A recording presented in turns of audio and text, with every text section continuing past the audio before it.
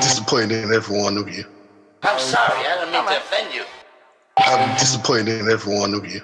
I kiss you on the mouth. No, I'm not cool with that. Just, I'm sorry. One more time. I'm disappointed in every one of you. I mean, I'm dealing with degenerate animals. I'm disappointed in every one of you. Disappointed in every one of you. All right, come on. Honestly, I can't do it, man. I'm disappointed in every one of you. Let me tell you why. It's gonna be all right, Nicky. Go ahead, shoot. You just killed a little fucking man. What are you going to do about it? You're happy because you got nothing. You don't got a thing. You're happy because you got nothing. Lobito! Got nothing. I want to get out. I want to get out of this rat hole. I want to get online. I need BDA boxing.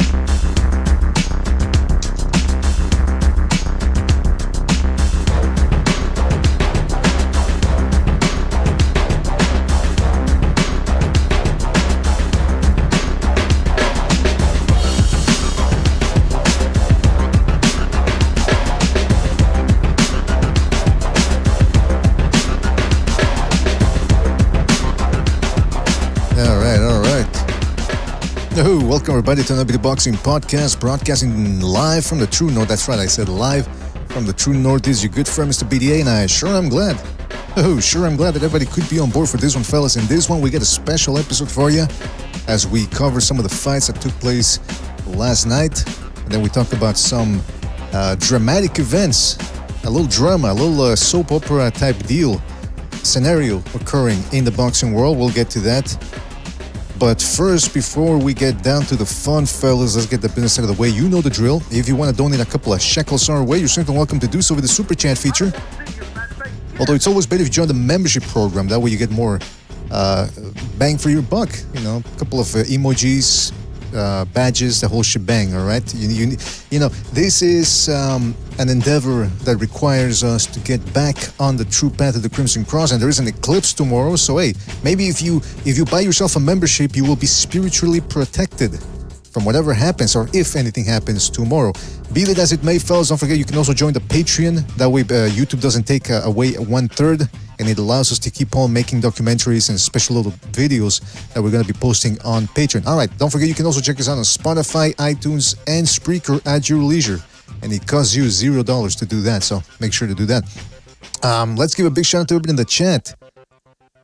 Who we got here? Let's give a big shout out to Dark Hado in the chat. Shout out to Dark Hado, one of the initiated. Box Screen, Windy City, Alfredo Contreras, Virtuoso, Grim Reaper. Who else we got? And Anthony Lopez, Hyperspaz, Team Batman Boxing. Gonzalo's in the chat as well. Shout out to Gonzalo. And many more people to come, I am sure. Fellas, thank you for joining us. All right, so listen. Let me invite a couple of people over here, and then we'll start talking about this, the event that took place, a Matchroom USA event.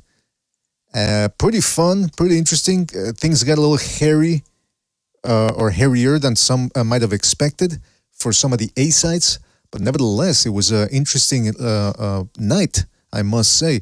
We'll start off talking about Richardson Hitchens scoring a highly controversial win against the Argentinian Gustavo Lemos, who came to fight. We knew he was, but we didn't know if he was going to be able to hold up all 12 rounds, and hold up he did. And he ended up losing a controversial decision. Now, what's controversial about it, more than anything, are the scorecards. 115-113, those were two scorecards of 115-113 for Hitchens, and then an outlandish one of 117-111 by Team Cheatham. Now, it's interesting that a lot of people are mentioning the name of the judge, but if you go to most articles, they omit naming the judges, which is a big no-no in my book, because it lets these judges get away sometimes with murder. That's what they do. They get away with murder. And listen, these guys, a bad decision. Okay, back in the days when people used to fight 5-6 times a year, if you got robbed once, all right, you shot at the guy the next time, maybe that very year, or maybe the next year, but pretty close. Nowadays, with guys fighting twice a year, you probably don't get another crack at your opponent. And in fact, if I'm correct here, somebody correct me if I'm wrong, Hitchens said no rematch. He's moving on to bigger and better things, he said. He also said, let me just get this real quick. I'm going to put it up on the screen here. Because, again, a lot of people are complaining about this decision. And Hitchens came out with the old, tired, cliched, y'all don't know what you're watching. Let me just put it up here for you on the screen. This is what he had to tweet at 4 in the morning, by the way. 4 in the morning. I outpointed and outboxed that boy for the most part. He had some success, but y'all need to know what's boxing. Hit and don't get hit. That's what I did, he says. Well, first of all, nowhere in the rules, in the scoring criteria, does it say that boxing is hit, not get hit. First of all, it's effective aggression, clean punching. But let's say that it was boxing, that boxing is hit, not get hit. He got hit plenty. He got hit more than Gustavo Lemos. So who do we got here? We got Jimmy, we got Gonzalo. Guys, thank you for joining. Who wants to start? How did you see the fight? Who did you have winning? BDA, to me, in my opinion, this was the biggest robbery of 2024. Whoa. Come on, man. Especially this guy, he talk a lot of shit, dude. Fucking Richardson Hitchens. Richardson bitch. He just talks a lot of shit, man. He's worse than fucking Adrian Broner. This dude, for an African American that he wants to like garner the fucking audience by his brash. This dude is no Vernon Forrest, dude. This dude is no James Tunney. This dude don't got the fucking skills to pay the bills. And Gustavo Lemos, he beat his ass, man. 8 rounds to 4. In my opinion, 9 rounds to 3. That was the biggest robbery of 2024, in my opinion. And you know what I hate the most? Gustavo Lemos, El Tito, El Eléctrico Lemos, was undefeated. He lost his fucking O to another guy that should have lost his O. But then this guy, with the piss poor performance, gets to move on. And I'm not necessarily just mad at fucking Richardson bitches. Yeah, sorry about that. Yeah, it wasn't the internet this time. It was the actual software that we used to stream. So I believe we're back. I don't know if how this is going to sound on the YouTube. I don't know if the intro is going to be there in the first place or not, or if you guys missed what Gonzalo just said, or what I said too. But listen, what we're talking about here is we're talking about Richardson Hitchens, and he scored a controversial win over Gustavo Lemos. Big no-no, man. A lot of people are calling it a controversial. Hold on a second.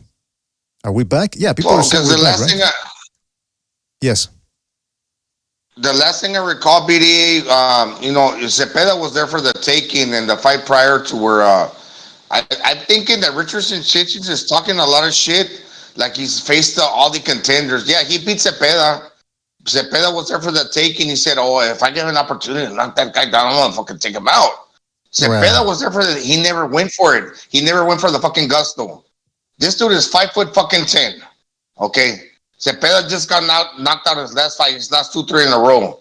Cepeda's performances are quite dubious. He's a good fighter. I'm just saying, this guy, he's talking like he's built up a resume like he's a fucking killer. He's not. He just talks a lot of shit. The thing that I hate the most about this guy, he's just so fucking what do you call it? He's so braggadocious. Right. Braggadocious, like to me, dude, that just rubs me the fucking wrong way. Totally. This guy's the worst shit talker when it comes to like pretending to be that guy that's got all the skills, and that dude never got in the front foot. And I get it. Sometimes you got to step back to get your distance, but 5'5.5" Gustavo Lemos. 5'5.5" versus 5'10" guy that usually blows up to 170 pounds. Never stepped on the fucking gas, never pushed forward at all. Right? And this dude is talking like he's fucking Vernon Forrest, like he's a badass. And remind you, those guys never talk. But this dude, he's running his fucking gums like he's a fucking bad motherfucker, and he's not. You know what, man? Look, the interesting thing about this was that at some point, for anybody that missed the fight, Lemos actually started off very, very well. The first 3 rounds, he won them, clearly. But then, from one round to the next, it seemed like he had some sort of an adrenaline dump. He did appear to tire from one round to the next. And the impression I got from Lemos was that for a couple of rounds early on, he was fighting on fumes before he got his second win. Nevertheless, the reason why I mentioned that is because at some point in the middle rounds, Hitchens' trainer told him, you have to stand your ground and fight this guy a little bit. And I said, you know what? I think it's true because when he would jab Lemos' body, he actually had him doubling over.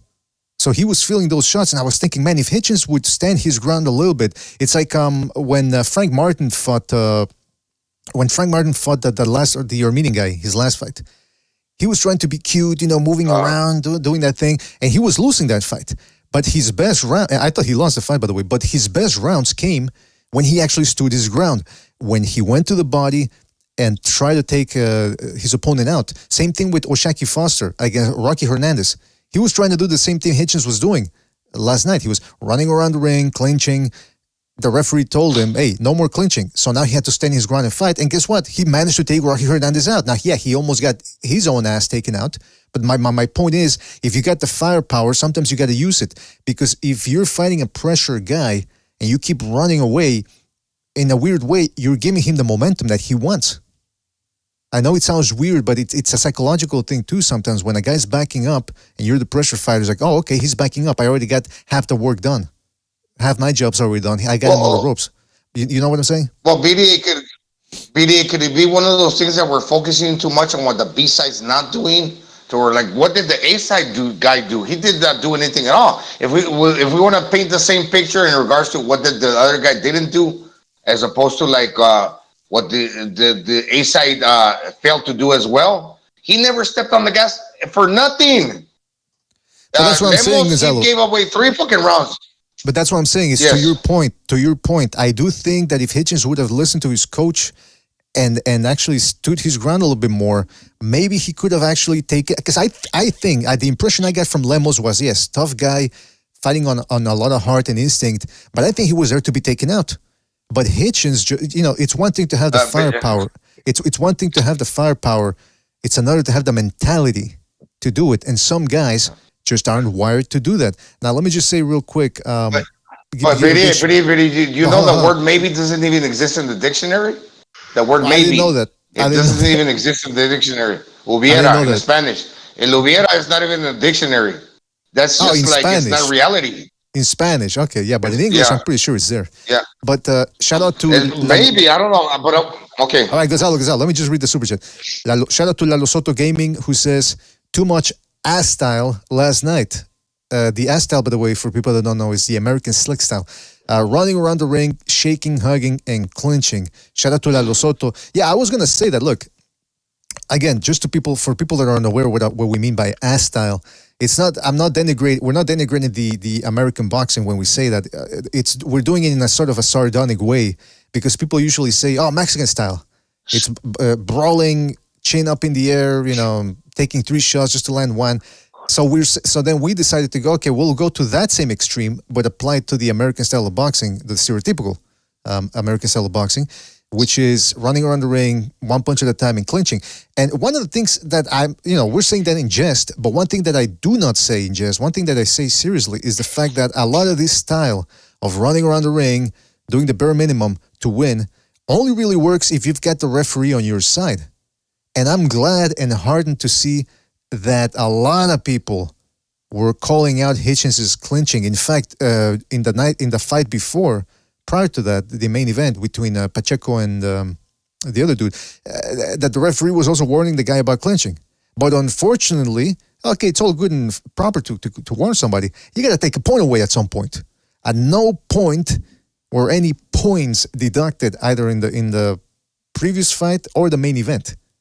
And so I'm glad to see that more and more people are starting to realize that clinching is a no-no. It's illegal. And you can call it what you want. Tying up, wrestling. You can say that, it's part of boxing. Guess what? You know what else is part of boxing? People dying. And when people die, usually Yeah. it's because some rules were circumvented sometimes, or somebody made a mistake. Well, guess what? Not applying the rules, that's a big mistake. So if you really care about boxing and you really care about boxers, you got to apply all the rules across the board. Stop saying that BDA. one. Yeah. Who was that refereed the Pitbull Cruz versus Rolly Romero? I forget the name, white but yeah, guy. he's the guy that looks like a cop, yeah. Yeah, he took a point away. That dude's on point. That's what they should keep on doing. He was like, okay, Roger. Okay, well, Your train of let me get Jimmy in on this before we get to the clinching and all that, because I want to talk more about the Jimmy. What was your impression of last night's fights? Or the main event specifically we're talking about, and did the right guy get the decision? No, absolutely not. I believe that kid won the fight. I mean, at the end of the day, a boxing match is a fight too. It's not just it's not just athleticism, and to be a broken record. Oh, first off, sardonic, excellent word. I know it is cynically humorous, but no, that was great. You don't hit too many people, man. God damn. But anyways, brother. So but yes, the athleticism versus a fighter. All right, and we saw it play out. But the problem with the brawler, like Lemos. Am I saying his name right? Is it Lemos? Lemos. Lemos. Yeah. Lemos. Okay, Lemos. A lot of problem with brawlers, they're terrible with their distance. You know what I mean? And when they get somebody kind of hurt, they crowd themselves. They smother their own work. You know what I mean? And that played forth last night, especially in the 8th round. And there's clinching, and then there's hanging on for dear life. There's darting out for your opponent's waist because you don't want to engage in the fight. The minute somebody does that, when you don't even put your hands up to even pretend you're going to box, when you're just waiting, you kind of sitting back, waiting for to get into that no man's land, and you dive for his waist like what's the name? Hitchens started doing. If I was one of the guys scoring that fight, I would have gave him a 10-8 round. When I can't stand when a fighter starts doing that. You're hurt enough that you need a standing 8 count, clearly, because you can't even protect yourself. You're just diving at the dude's waist. So he was that hurt in the 8th round.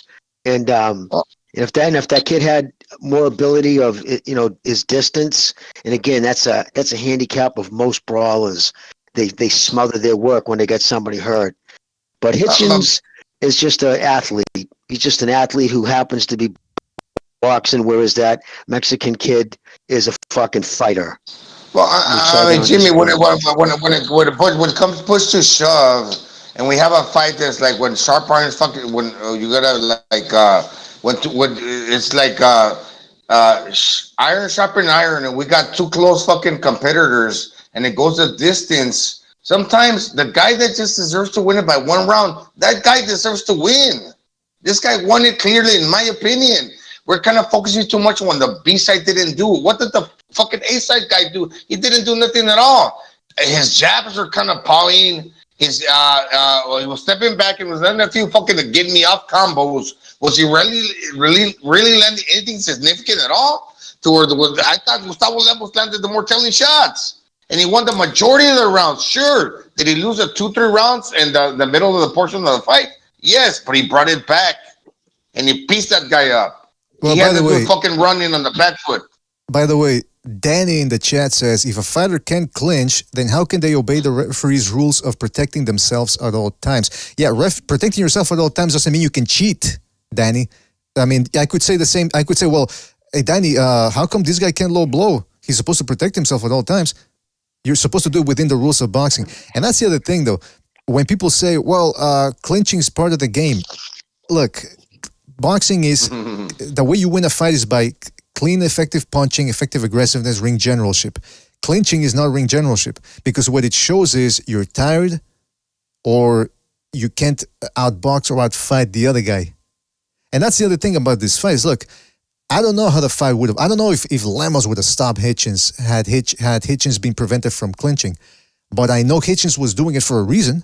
He's not doing it for the fun of it. I hope not, at least. I hope he's not doing it because he gets him sexually excited. But he's doing it for a reason, and that is because he couldn't outfight and outcompete Lemos on the inside. So that's my thing. Now, Jimmy, the other thing, when you weren't here, I want to put this back up here.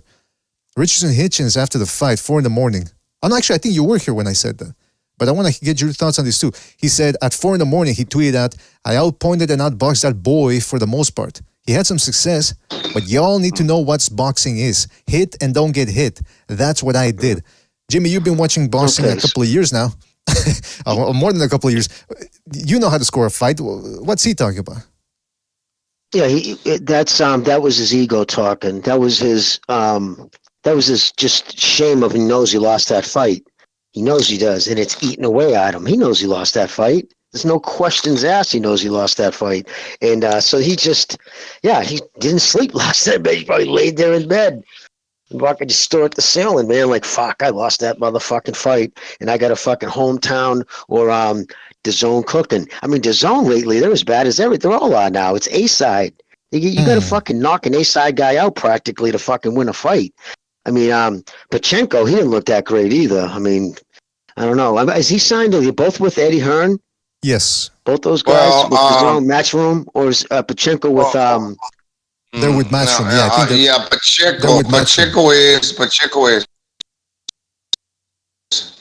But if you go back to the Galalia fight where he was facing a little guy in Gaucho, the writing was on the wall. You face the little Argentinian guy. He's not even going to the Mexicans.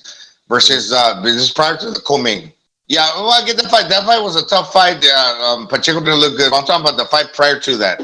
You face a little guy that got relatively somewhat power versus a bigger guy, and the bigger guy's going to smother the little guy.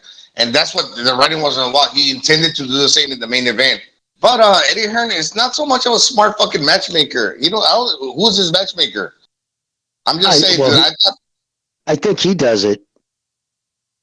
Yeah, fucking, in my opinion, fucking Gustavo Lemos won that fight handedly. No, I agree. I would have scored the fight for him. And you know what pisses me off, Jimmy? That guy was undefeated.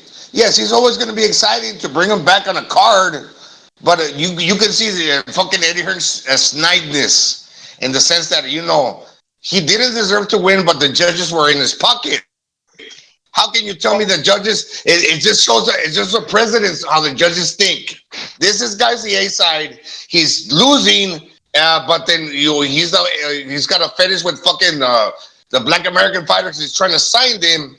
Well, in this particular case, but then all of a sudden you understand boxing, how it's working in the favor of the A side. It's just fucking stupid, dude. Those judges, and it doesn't have to be out and out paid. You don't have to be paid to be corrupt. What they could do too, if you know, like Eddie Hearn's, like he knows who won that fight, and he's going to remember those judges' names and keep it in his little black book there and say, well, we know those guys are fucking if if they get them. I know the state commission is supposed to, pick the judges, but I think the promoter has some say. You can say, I don't want that one. You can go back and forth. Sometimes you don't have a choice on certain ones. Like it's almost like a jury system, I was told. Like they kind of go back and forth on the judges. And he's going to remember those guys because they went with the house fighter. But listen, Richard Hitchens, I was never really sold on him to begin with. He's just extremely athletic, but I don't see a fighter in him. He's missing that key thing. Like that. Jimmy. Gonzalo, you got Gonzalo. Just a general rule here, because I know you got a bad connection there. Let's wait, everybody. Let's wait 2 seconds before the other guy is talking, so that we know that he's done. Because Jimmy's not done yet, and you're jumping all over him. So, and I know you got a bad internet connection. So that's all right. That just goes for everybody. Yes, I don't know if it's my I still have a really bad connection myself. So I don't know if it was me checking in and out. But yeah. Jimmy, I'm just going to answer to piggyback off of you. I'm not going to do it all the time. No problem. I hear you. But I got to say this: when it comes to the commission, you're going to question that old guy. That old guy's just gonna be like, okay, well, this is my reasons for doing that, and capiche. That's it. Well, you know what? They're not gonna call the cops on you. That's the thing, though. It's remember, I always use that clip there from that judge. I forget his name. Fuck. We got to start remembering the names. I'm gonna start compiling a list. But that dude that scored, that guy that scored the rematch, the Anthony Joshua Usyk rematch, he scored it 4 for The Joshua. Mexican guy, It was a white dude. It was a white dude, and then the people from a YouTube channel, I believe, I forget their name too. Sorry about that. I'm forgetting names here, but they went up to him. They said, "Hey, how did you score 7 rounds for Joshua or whatever?" And the guy goes, he starts stammering. He goes, "I the way I did." And then they go, "Yeah, but how did you find those rounds?" And then he goes, "You'll have to ask my supervisor." He starts deflecting towards his supervisor. So it's interesting when people. God, that's right. I've heard people say the argument. Well, when a guy gets robbed, right, and the fighter that got the decision, their fans, they start saying, "Oh well, hey, the judges got it right. They're the professionals. You guys aren't professionals." Yeah, well, you see what happens to professionals when you actually press them. That's why most judges will not grant you interviews. In fact, Gonzalo once reached out to this was about 4 years ago. He reached out to one of the judges from the Golovkin-Canelo fight, and the guy goes, "Yeah, sure, send me the questions beforehand." He wanted to have the questions in advance. I go, "Come on, man." we didn't even bother to interview him. It's like, well, what is this? Yeah, that incident you're talking about, that's funny because that was the one that Haymanites, they did that meme. It showed that because it was caught on tape video when it showed him, and he asked him the question. He points to the guy next to him, and the word salad that guy gave too. Well, you see, blah blah blah blah blah blah, and it was just garbage. But it was so funny because it says, you're gonna have to ask the guy I split the money with. Oh, BDA. It was so you're right about that. Yeah. BDA, once upon a time when I used to read the Ring magazine, I saw a little excerpt, like I read the fucking the paragraph on the subject on one of the pages when it pertains to scoring. Mm-hmm. You see, like when you're in a car accident, BDA, if you're seeing it from a different point of view, because in the judges you got it from different standpoints. The left side, the right side, and the fucking opposite side over there. You got 3 judges facing from all directions. You cannot always capture everything and anything. It's kind of like an accident. You might have witnesses that you say, "Oh, this dude's he got hit, bam, smacked that in the fucking, he fell off the car, he dropped his wallet, this guy got killed." But not everybody's going to capture everything. From different standpoints, you're going to get different perspectives. When it comes to fucking judging, you can explain you can be a fucking you can make stories let's say you're a wily judge that that okay, never mind what I know, never mind what I can make up. And I think this is what these fucking old wily dudes are doing. They're cagey, man. They're fucking liars. I don't know if they're cagey, man. I wouldn't say cagey or wily. I'll just go ahead and say that they're out. There's dos sopas, like they say in Spanish, corrupt or incompetent. That's it, man. Because I don't understand how some of these dudes can see a guy running around the ring clinching. And that's the other thing. Again, I must reemphasize and reiterate the clinching. It's got to stop. I mean, it dilutes the fight because what we want to see is when you get 2 boxers is because you want to see who the best boxer is. Whether one guy has a style that's a brawling style and the other guy's a boxer, whatever. We want to see who the best is within the rules of boxing. Once a guy starts breaking the rules, you are no longer showing that you're the best because you're failing to get the best out of your opponent within the rules of boxing. And also, excuse me, hold on, it dilutes the action of the bout. If you want to improve boxing, you want to get it back to where it used to be back in the day, you have to apply the rules across the board, and it makes it a more entertaining endeavor to watch. But when you allow a guy to run around and clinch, I'm sorry, it makes it look bad. It's not as entertaining. I'm just saying these dudes are at the end of the road and they don't care. They have no fucking what's the word for opposite of morals? You don't fucking care. They have no shame. And then it's Tito, remember fucking Tito Montana and fucking Scarface with Frank. He's like, "Hey, what are you gonna fucking kill me? What are you doing, Tito? You put me I'm gonna fucking shoot you." You don't fucking care. The guy, he's gonna try to explain yourself. Well, I got my reasons, but your reasons really relevant. You can explain yourself away. Literally, you can convince fucking Bob Bennett. Oh well, this is why I scored this fight this way. But literally, yeah, you can explain away. But does it really? If you ask other people, does it really make sense? Fucking dude, this is fucking. It's like a fucking. That's why it's always interesting. Look, BDA. That's why it's always important to hear a guy's argument and break the argument down, not just hear their frivolities and the rhetoric. But go ahead, Sobers. Yes. What are you gonna say? Oh, can y'all hear me okay, though? Yeah, we can hear you, man. Okay, I was gonna say, BDA, well, we were watching yesterday, bro, because we were watching the show on my Discord, bro. We were watching the death of boxing in real fucking time, dude. The fact that this guy was allowed to hold every other punch he threw, not get one fucking warning from an Hispanic fucking referee, right? They were actively working against Argentinian. I didn't think I gave what's this dude's name? Richardson Hitchens 1 round until the 9th, right? And we were all watching this together, BDA, and we were unanimous. Around the 6th round, we're like, bro, they're gonna rob him. They're gonna rob. He's beating the shit out of this dude. They're gonna rob him. He almost knocked him out. He had him hurt. This dude in the last round was running around, BDA, like he just won the last 10 rounds in a row. He was holding, and then he started dancing around the ring, putting his hands up like he'd already had it in the bag, dude. And we're like, man, this is fucking bullshit. And then we got a little faint of hope, BDA, when they started changing the highlights of showing Lemos beating his ass, and we're like, oh man, look, they might have changed the story. They might not rob him, dude. If you listen to the commentators the whole time, they're just talking about how every jab is landing. He's controlling Lemos with the jab, and it's like it's kind of Lemos is landing here and there, but he's losing the fight. Lemos was beating the dog shit out of him, bro. And at the end of the fight, we thought that they were going to give it to Lemos. We're like, they can't do it, bro. It's too obvious now. And then when we heard them calling out the numbers and they said 117, 111, this fool Hitchenson threw his hands up. He fucking knew he had it in the bag as soon as he heard that score. He knew they weren't going to fucking do him like that. But we can't this shit had everybody fucking heated. But we knew after the 6th round, BDA, what was going to fucking happen. Right? But still, it's still a fucking slap in the face. It's still the slap in the face. Well, to your point, Sobers, I think one of the judges, I have to find the scorecards, but from what I read on Twitter, somebody said, I think it was Steve Kim that said that one of the judges gave the first round to Hitchens, and the first round was a clear. No, wait, was it the first round? Yeah, I think it was the first round that was a clear Lemos round. So it's like, okay, so right there, yeah, they said the first round said the scoring of the first round set the stage for what was going to happen. It's like Sober says, it's a slap to the face. And imagine if we feel robbed. Imagine how Lemos must feel. I mean, this is he went out, added 12 rounds, trained hard, and they just take the fight away from him.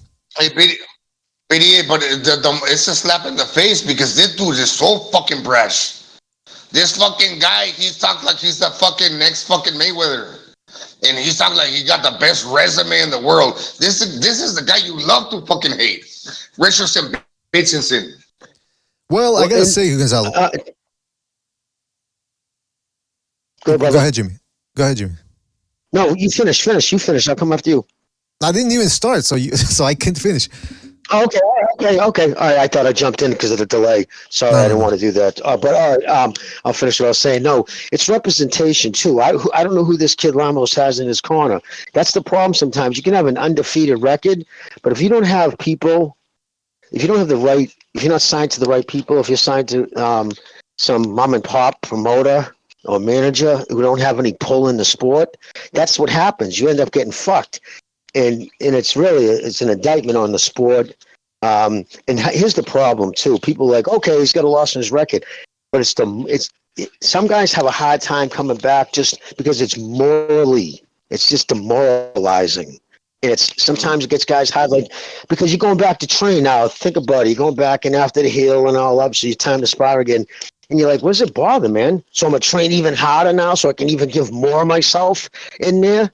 I mean, I don't know. I mean, as fans, people, we don't know. Like, I mean, I've never fought 12 rounds. I mean, I've sparred like long, many rounds and shit, but that's, again, nothing like fighting 12 fucking rounds. Like, people have no idea what that does to the human body, going there and fight like that for 12 rounds and what the work that goes into that and the conditioning that kid was in. Clearly he did his road work.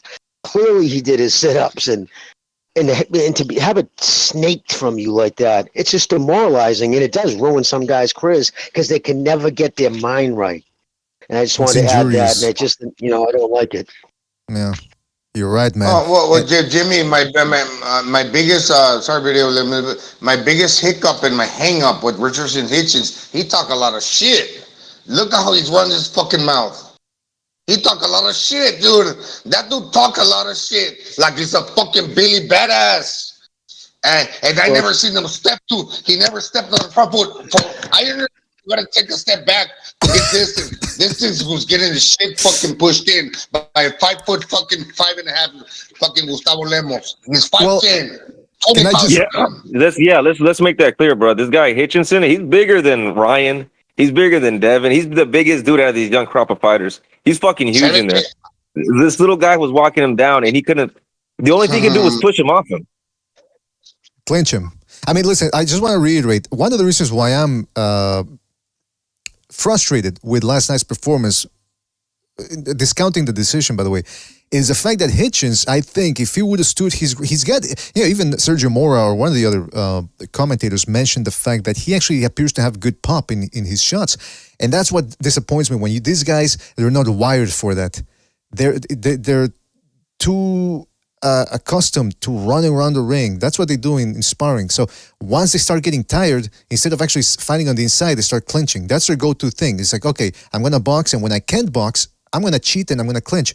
But he was actually, like I said, he was doubling Lemos over with some of those jabs and some of those body shots. If he would have just stood his ground a little bit, he might have been able to take Lemos out, but he just never really went for it because he's not wired for it. And that's to Gonzalo's point about how you going to talk so much smack and then fight like that. That's what frustrates me about some of these Amero guys.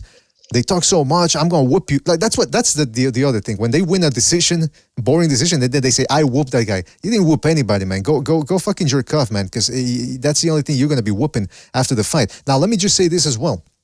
Because we're talking about Lemos. Look, he's not gonna get his rematch. But now it brings us to the fact to the question of Subriel Matias. Because now Hitchens is the mandatory for Subriel Matias. Now Matias has to get past Pájaro. Or Paro. I like to call him Pacheco. I don't know if that's going to happen. Because again, Matias is another dude that might be being a little overrated. But based on what happened last night between Hitchens and the Lemos, how do you guys see a Matias fight going? Lemos? Matias catches another body? Oh. Against Lemos or against Hitchens? Matias versus Hitchens. Oh, yeah, no, Matias sleeps that fool. He'll knock him the fuck out. He'll knock him out, absolutely. And it's just, listen, the reason why people talk like that, anytime someone yap, it's no different than them from the fucking dude in the club who wants to fight you, but he's going to let everybody in there know. Fuck! Screaming to make sure they get every bouncer's attention because they don't really have the confidence, man. They want someone to break that shit up right away. So that's why it's false bravo, and that's all that is, man. It's just it's posing. They have to because they don't have the self-confidence. I'm telling you guys have all heard the adage, right? It's the quiet guy you'll be afraid of. And these guys who talk and yap and run their fucking mouth, they have to do that because they have to psych themselves up. Because they don't have the self-confidence in their ability, and then deep down in their heart, they know they're not a fighter. Hitchens knows he's an athlete. Fast twitch, athletic kid who can fucking, who's got good boxing skills, but he's not a fighter. He's not a fighter. You know what I mean? Look at his facial expressions. He's looking like Medrick Taylor in the 12th round versus Julio Cesar Chavez. Fucking dejected. Like, he's fucking like, you can see he doesn't have the confidence. What I think about Subriel Matias, Jimmy, one word to say it, and I'm just going to say he's dangerous. He can piece you up in one round. He can beat the life out of you in one round, Subriel Matias. I wish he had the Julio Cesar Chavez waist movement because his career is going to be short-lived. But once he's still around, he's going to fucking... he's not going to take heads, man. He's going to take heads, man. That dude is a dangerous fighter. I'm curious. Can I ask you guys a question? Because I had this shit on mute because I can't fucking stomach Clarissa Shields. So, who did she have winning that fight? I don't know, but I know she complained about the Team Cheatham scorecard, that ludicrous card. But I tell you what, Jimmy, she was actually there was a point where Hitchens sort of started rallying with a combination at some point, and she was going, go. And Sergio Mora called her out. Sergio Mora called her out. He says, "Hey, you're supposed to be neutral. What the fuck?" So yeah, we know who she roots for, and it's so blatant. It's so ridiculous. But yeah, she was the 8th round when she went good. When he hit that counter, he was getting beat up in the 8th round, and he threw a counter right, and she went, "Oh, good. That's the shot of the freak shot or something." She got all excited and stuff. So it was like she can't even hide her bias, and that's like Sergio says. I mean, Sergio's the same way. He's in his heart goes with the Mexican fighters. Of course, it's his people. But at least he tries. You know, not to be so outwardly biased, but I just don't understand why they even had her on that fucking thing. She's an abrasive person. She would make shit about herself. Remember when at one point she said, "Well, you know, I went 10 rounds. I'm always constantly being criticized." Like, oh, get the fuck off the air. So that's when I muted it, so I didn't hear what shit at the end, but I'm done. Well, Jimmy, let me say something. Let's not pretend like fucking, and I'm so fucking, like, I didn't want to believe this, but never so pointed it out. It's true. Let's not pretend like fucking, what is it called? The guy you're talking about, the fucking the snake, Sergio Mora. He's a company man. That dude is always chilling. That dude's a fucking dude. Come on, man, dude. 9 times out of 10, he's always catering for the fucking A side. I hate that shit. Hey, Gonzalo, would it hurt you to do a little shilling too for BDA, man? Yeah, I think you should do that too. You should be the Sergio Mora of the show, man. Start shilling BDA a little bit more. No problem. For BDA, anything. Listen, I would have wished that during the broadcast, I wish that during the broadcast, while Clarissa Shields was spewing off her poison, that dude that dropped her, I wish he would have jumped into the arena and just boom, I don't know, we just assaulted her. I'm kidding, of course, I'm kidding. It's a Sunday. I'm being facetious. Hey, I want to see that too, BDA. You know what I tell you guys about that broadcast too? Who was it? It was which fight was it? I think I'm trying to figure. It was this guy Yafai, like this Arab dude. He was fighting this small Argentinian guy. I can't remember his name. They called him El Avion. And one of the very few things that I heard Clarissa Shields say on the broadcast, they asked her, "Hey, what do you think?" She goes, "I don't know. This guy, the Argentinian guy, looks like a weighted class or two smaller than his opponent, the A side, the Yafai guy." And we were mentioning that as we were watching the fight. So like a couple minutes before she said that, and we're like, "Oh shit!" Even Clarissa Shields is saying something, and they kind of brushed her off, right? They try to brush her off. You could tell the producers were in her ear telling her to shut the fuck up because they brushed her off saying, "Oh, well, he's taken 10 rounders since he started his career." So, you know, and she's like, "Oh," and then she just stopped talking. She didn't say nothing until the next fight, bro. Wow. BDA, let me start. I don't mean to interrupt. Sobers. It's in the last 6 years, I never had to where you're asking me something that I don't believe is right, that I have to lie to you, man. In regards to my point of view, we keep it fucking level here on this channel. Well, some of us do. Then there's people like you who don't keep it real. No, I'm kidding. No, but listen. At least we try. Yeah, at least we try. Yeah, that's the fucking purpose. The other thing about Clarissa Shields, we're going to talk about this fight later on, but she mentioned that she'd never seen Pacheco fight before. So I'm thinking, why would they have her there if she doesn't even know what the fuck's going on? But anyway, we'll get to that.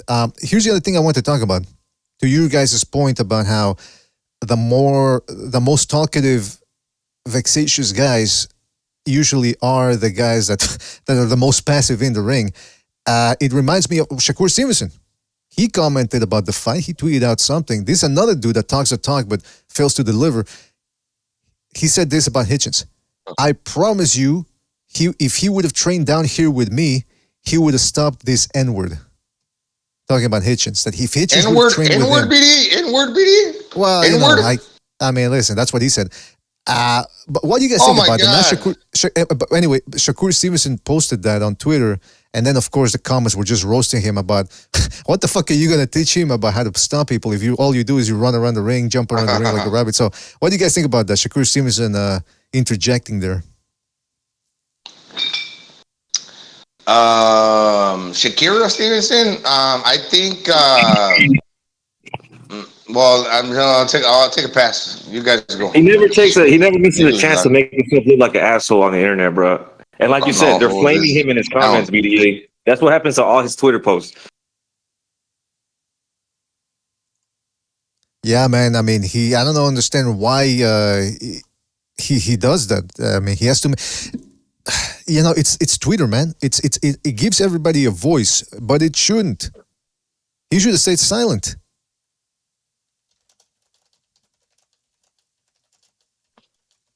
I went on this guy Hitchenson's on his Twitter too, and he was telling people I outboxed him and I out. Like he's getting flamed on the internet too. So in a way, BDA, like when you watch the fight, you know, if you're not watching boxing right now, and you look at Hitchenson's later, and you look at his record, you're like, oh, he beat some undefeated Argentinian dude. Whoop, he's Eddie Hearn's guy. That doesn't tell you the story of the dude's career. For us watching boxing, bro, done to this kid. This fool Lemos put hands all over him, and he lost that fight, bro. Like and the way the internet is, dude, it's merciless. So when you get your ass whooped like that, even when they save you a win, they save your record. The people online are still gonna eviscerate you. And that's what's happening to him. That's what happened to Shakir. That's kind of what happens to Tank too, but he has more people on his side though. Right. Yeah. Yeah. No, you're absolutely right there, man. And I've said it before that trash talking is like an investment. If you do the trash talking and you deliver come fight night, hey, it makes you look good. It makes you look like the guy that talks the talk, walks the walk. But if it fails, and God forbid you lose, oof.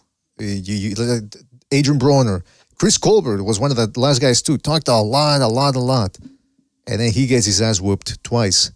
And well, that's all she wrote. You know, it's you now you become a target because, like Gonzalo was saying, you talk so much. And then you fail to deliver. Well, guess what? Now it blows up in your face. You got to walk around with a fucking pink eye. So that's what happened there with Hitchens. And again, with Subriel Matias, that's the fight. Because a lot of people are saying that Matias beats Haney. I don't know about that. And I remember saying, you know what a good litmus test would be Matias versus Hitchens. See how Matias does against a guy that can move for all 12 rounds. But I don't know if that fight's going to happen, man. I don't know if Hitchens is going to go down that route. So we shall see indeed. Fellas, don't forget to hit the like. It really helps us out. We're going to be opening up the phone line soon.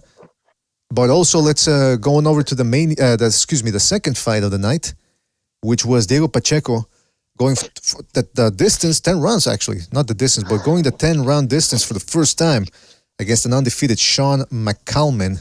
This was another weird fight. McCalman certainly appeared to have Pacheco's respect, but he was also doing something weird. He would retreat, and then all of a sudden, once he was on the ropes, he would lunge forward and clinch. And he did that time after time, no point deducted. Pacheco, too, is not without criticism because you could tell that he was thinking, okay, I know he's going to lunge at me, so let me take a step back and try to counter him. And near the end of the fight, he really did start trying to counter McCalman with some uppercuts, but he never got him through. And I'm thinking, would it have killed him to sidestep McCalman a little bit, or turn him? As I kept thinking, why is he doing that? Or why is he pumping his jab more? And Butcher said, real quick, he goes, Pacheco did relatively well considering he had no trainer in his corner. And I said, come on, how you gonna throw exactly. Jose Benavidez Sr. under the bus? Well, what did you guys think of the performance? I would say, watching Pacheco, bro, I'm noticing one thing out of their camp. Because I like Pacheco, I like David. I think they have some other heavyweight Mexicans. They have guys coming up. And watching Jose Benavidez fight himself, the one thing I'm noticing about their camp is there's a lack of footwork, bro.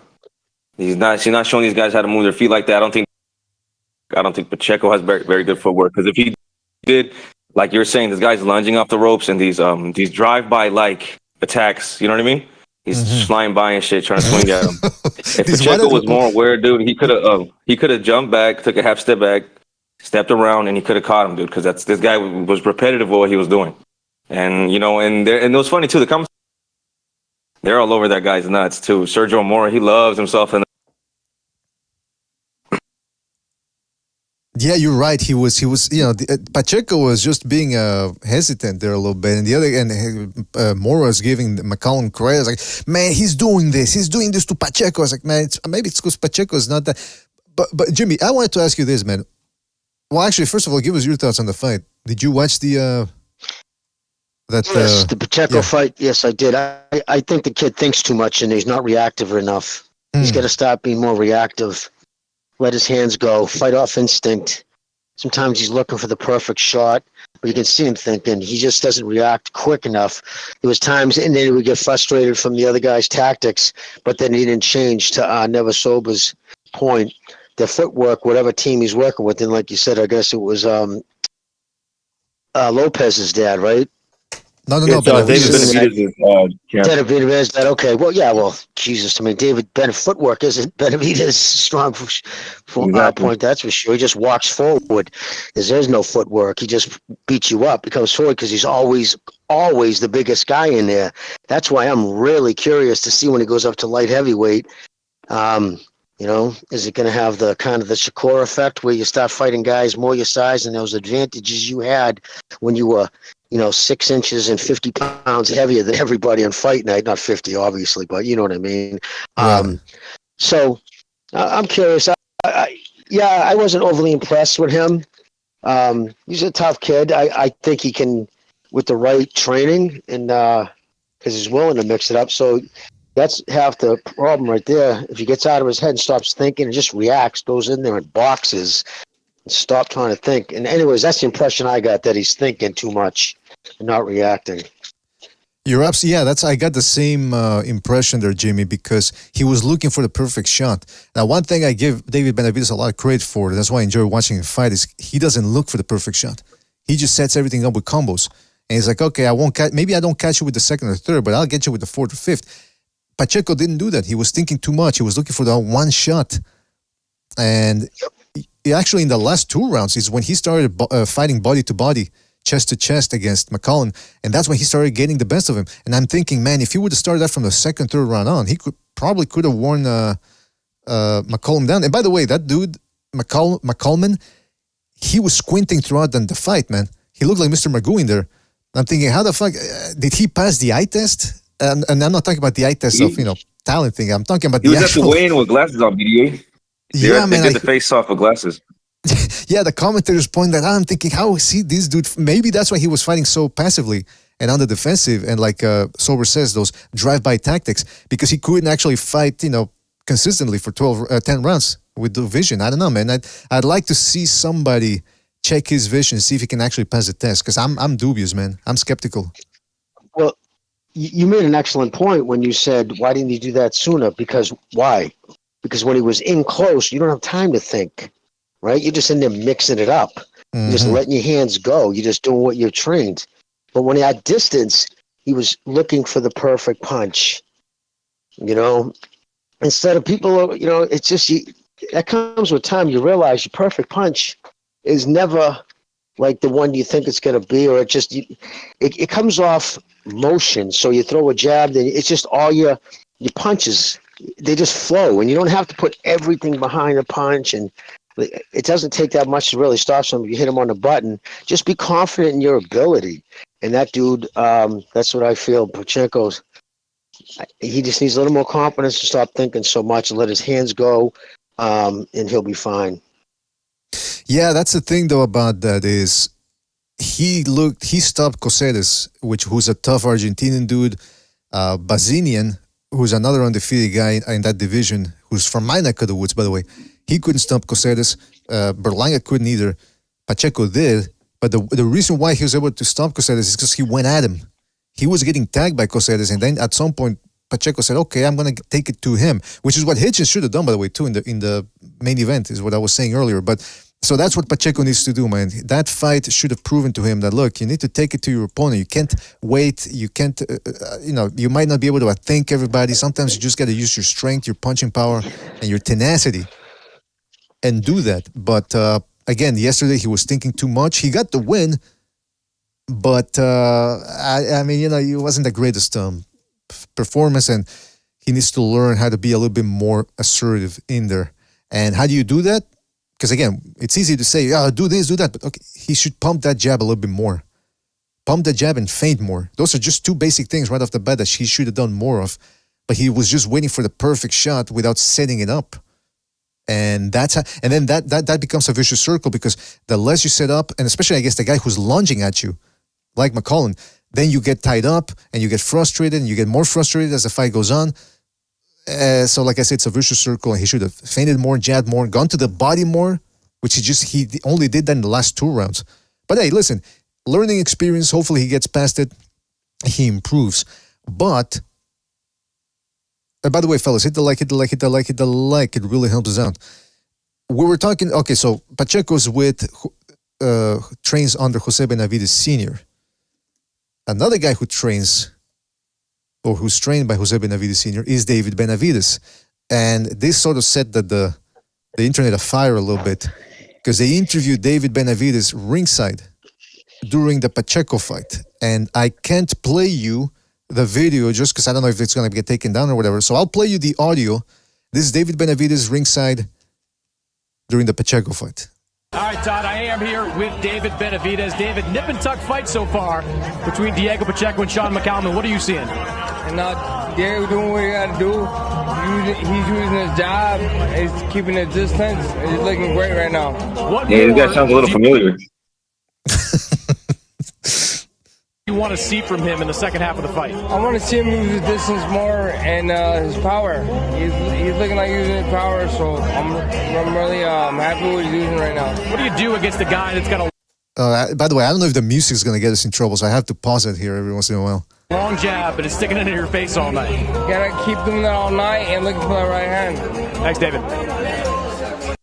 All right, so that's hold on. There's more here. Then after the fight, they kept asking him, like, "Hey man," somebody actually went up to him and says, "Hey man, do you think Pacheco really did look good, or how?" And he goes, I'm really drunk. Really, I am. I'm out of my head. "Oh, no, excuse me, that wasn't him. I'm sorry."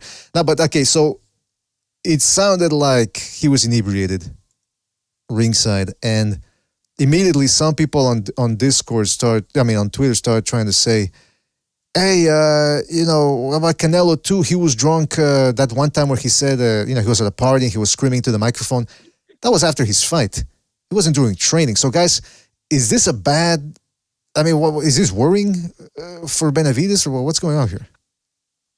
I don't know, but BDA, he looks fucked up like someone who gets fucked up a lot. He didn't look like someone that gets fucked up every. He looked gone. He looked blacked out. That look he had in his. That wasn't really. I don't really that look like David. You know what I'm saying? When you drink with somebody and they get to a point where they're blacked out and they start looking like that, like cross-eyed, kind of like you don't know where they're looking, like a different. And that's how David was looking. He was fucked up. Estaba bien tirado. In real throw.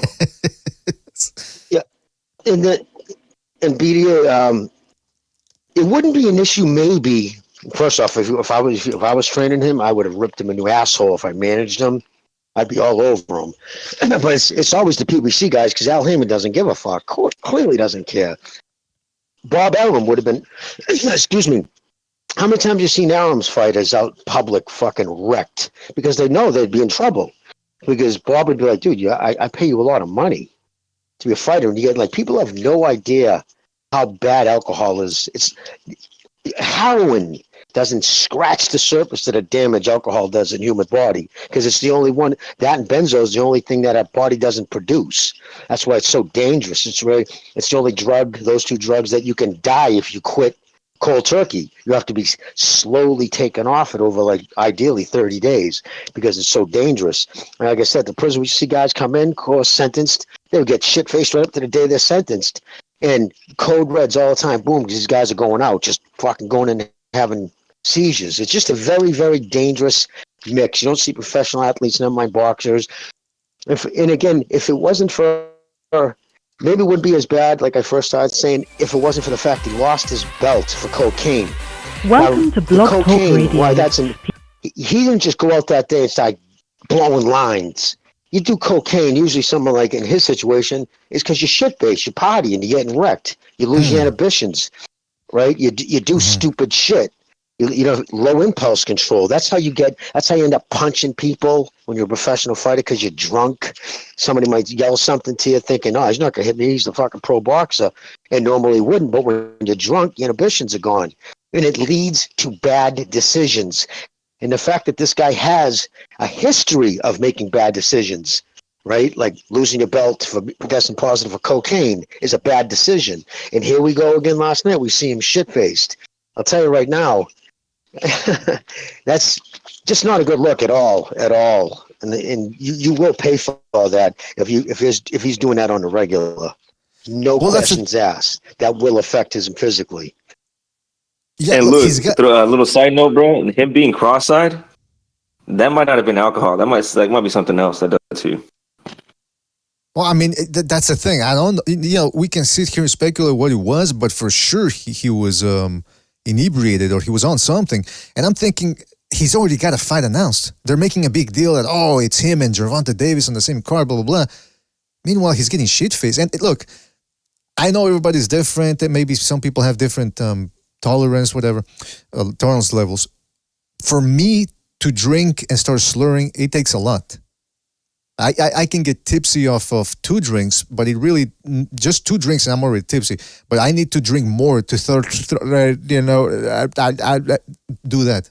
To do that, I need more. So he must have been drinking. Yes. Yeah. So he must have been drinking. He must have been drinking. Can I kiss you on the mouth? No! Please let me.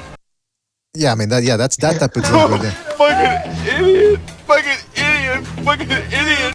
Anyway, listen, the point is, he must have been drinking for a while there before they got to him in the interview. Now, some people are saying that DAZN, what do you guys think about that? Did DAZN do that on purpose? Some people are saying that it was to make him look bad. Why DAZN would want to do that when they're not in bed with Canelo anymore or whatever? Like, I don't see the justification there. Well, just probably because he's said negative things about the zone in the past. He has badmouthed that, platform. Okay, so, yeah, I wouldn't see why not. They wanted maybe some drugs to get him on camera. And it wasn't cocaine. He wasn't definitely doing cocaine. You could see there was no face twitching. There's no scratching his face, no biting his gums, blinking fast. He wasn't talking fast. He was slurred. That was depressants he was on last night. So it was alcohol. If he did a couple of gaggers, it would have woke him up a little. So maybe he had some in his pocket, just didn't get to the bathroom yet. I don't know. But that was definitely alcohol. And the next thing that does that effect would be benzos or fucking opioids. I don't know if he's cranking down a little fentanyl. That will give you slurred speech, but your eyes would have been much more pinned and glossy. So it was clearly alcohol. He was shit-faced. Just not a good look. Again, for someone who lost his belt for doing cocaine, which probably sprung off of doing a lot of drinking that night. But Canelo, I guarantee you, seeing that shit going nice. Well, your body up.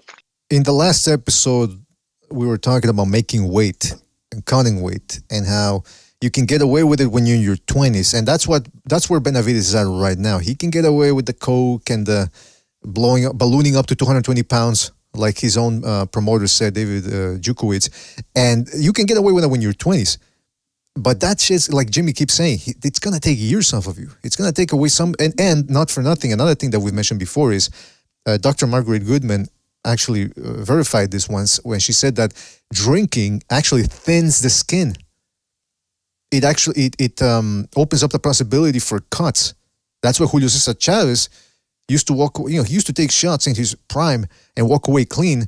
But then later on in his career, he was getting cut every other fight. Because of he was an alcoholic by that. Well, maybe not alcoholic, but he was drinking a lot. So it just does no good to the body to be an active fighder and drink or do crack. It also thins your blood. Gives you thinner blood too, less oxygen in your blood, red cells. So when you have thinner blood, it's harder to coagulate. It'll leak more. Just all around, dude. It's just bad. You know what gets me about this, Jimmy? What gets me is. We've seen what happens with guys who lead that type of lifestyle. One of the recent examples is Earl Spence, who, by the way, is on Benavidez' side of the street, as it were. How is he not looking at that as a cautionary tale and say, hey, maybe I should get my act together? Especially with a Canelo fight looming. It's culture. It's the promotion's culture. I mean, we saw at that time when it was Easter, Broner, Tank, the Charlos. I figure it was that picture, that famous picture of the PBC guys, and every single last one of them were fucking pie-eyed. So, just to cut, again, you wouldn't see all top-ranked boxers fucking slurring their words because Bob wouldn't put up with it. He'd probably make an example and fucking cut one of them, the least productive of them, because it's just, listen, you have a short window. There's plenty of years to get fucking wasted. Never mind you're the, world champion or you're an elite fighter. It's just not a good look. You're not going to get it. You think corporate sponsors want to see a guy slurring his fucking words? You know what I mean? Dude, it's just not a good look for an athlete to be fucking drunk. Never mind someone who fights. I can't stress the damage alcohol does to an athlete's body.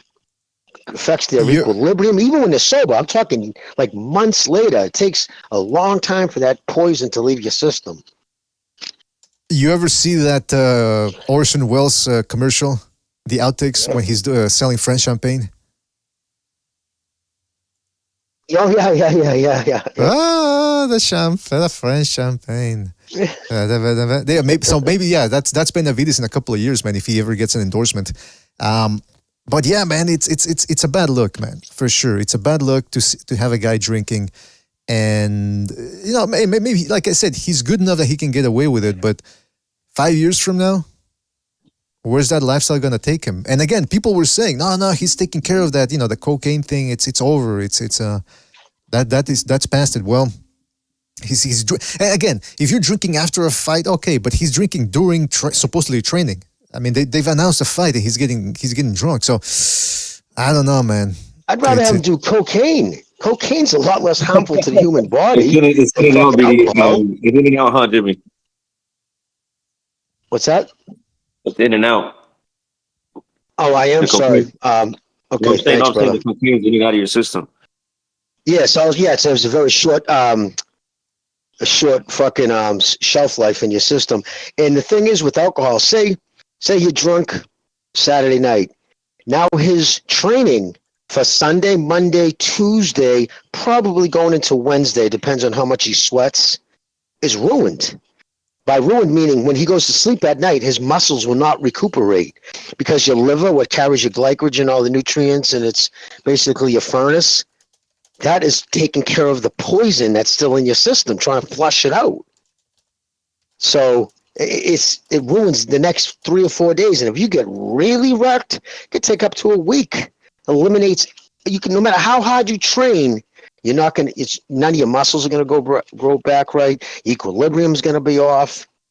Everything. It's just terrible. Like, I can't believe when I heard that. Somebody actually DM'd me, said, "Did you see fucking Benavidez, how drunk he was?" I'm like, God, that's ridiculous. But again, it's part of the culture there because none of them are ever told no. I mean, don't let me be the one to tell you not to get fucked.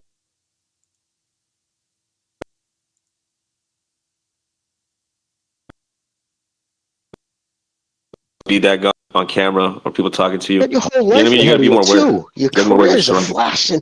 You know what I mean? It's like blink of an eye, it's going to be over. You want to go and get fucking wasted every night after that? Hey, all the power to you. But you're only taking away from your own self, your legacy, your ability. And I know people are probably listening like, oh, so because you got drunk once. That's not the point. If you're willing to get drunk in public on that night, what made that night any different? Just because he was at a fight? So what does he do every other Saturday night? Well, I was at a fucking wedding. Well, I was out of this. It's always an excuse. It's always a reason to drink if you're that much of a drinker. You know what I mean? So I'm sure it's something he does on the regular. Yeah. Hey, there's always, like you said, there's always an excuse. Well, I got into a fight with my girlfriend, or I got into my car, I got into an accident, or, but there's always an excuse. And that's the enabling part or the self-enabling part of an alkie. And I'm not saying David Benavidez is an alkie. And it could have been, hey, maybe it was the first time in months that he called in. I mean, that he drank, but it's still not a good look because it just makes you wonder. We don't know whether he's been drinking for a while now or whether it was the first time. But speaking of calls, fellas, yes, the reason why I say call is because the phone lines are open. The number's in the left-hand middle portion of your screen, so make sure to call in. Give us your thoughts on last night's fights and all the drama that ensued. But what was I going to say about that too? All right, so those were the fights, and Matias has to try to get by Paro first. See if maybe he gets Hitchens, but again, I don't know. I don't know if that's going to happen. The other thing so call in. The numbers in the left and middle portion of your screen, and don't forget to hit the like, fellas. Hit the like. It really helps us out. In fact, we got a caller here. Let's go to the phone lines. Let's go to. Hold on a second. Let me make sure everything's working here. Let's go to 856. 856, you're on the air. 856, what's on your mind? What's going on, BDA? I really have nothing to touch on this topic. I just want to say screw that faggot named Windy City in the chat. Like, he's really doing too much, but fuck him and fuck his dead mother. Y'all have a good day. Oh. Jeez, Luis, he came out firing, man. he came out firing. Both barrels, guns, both. Yeah, That both was barrels. those were the drive-by tactics I was talking about, BDA. He just jumped off the ropes and before you knew it, he was gone. Well, he was now here we and he was need gone. Now we need Windy City to call in and do one as well, man. He needs to come in just quick, like Windy City's from this guy did. Chicago, bro. He should know about that. So what's up, Windy City? Yeah, that's true. All right, but listen, here's the other thing I wanted to talk about. So Matias, I can't help but feel Matias is being overrated. I need to watch some more of his fights just to really get a grip on what his deal is. But I must say this about Matias. He's fought some good fighters. He's fought some solid fighters, some undefeated fighters. But a lot of the guys he's fought were unproven. And then they've never really gone on to do much afterwards. I mean, he's fought a lot of these undefeated Eastern European guys or Central Asian fighters who never really did much in the pros. And then again, the other mark of a good win is, okay, what did your opponent, what did your victim go on to do later on in his career? And that's the thing with Matias is his fight. The only guy that's really gone on to notch more wins is Jukenbaev, or Jambalaya, as I like to call him. Other than that, he hasn't really. So my thing is, how's he gonna look against Paro? Who again, Paro is another dude. Like he might be a little bit unproven as well. But guys, what do you think about Matias? Is he being overrated as most boogeymen tend to be, or what are your takes on him? I don't think his power is overrated. That's key. He's got his power is legit. And when you have that kind of punching power and that ability to hurt people, everything else can kind of flow. So is he being overrated? Of course he is. Of course he is. But he has such striking power that he could become a killer. And it's always when you fight somebody with that kind of power, it changes you. It changes your attack. Unless you got like world-class chin. It just makes you, it's always in the back of your head, especially you never spotted him or fought him before. You're always wondering, like, oh, man, this kid, the rumor is true. So sometimes people have won just on, I mean, look at Michael Spence against Mike Tyson, that fight. He's like, I lost that fight before I even went out there.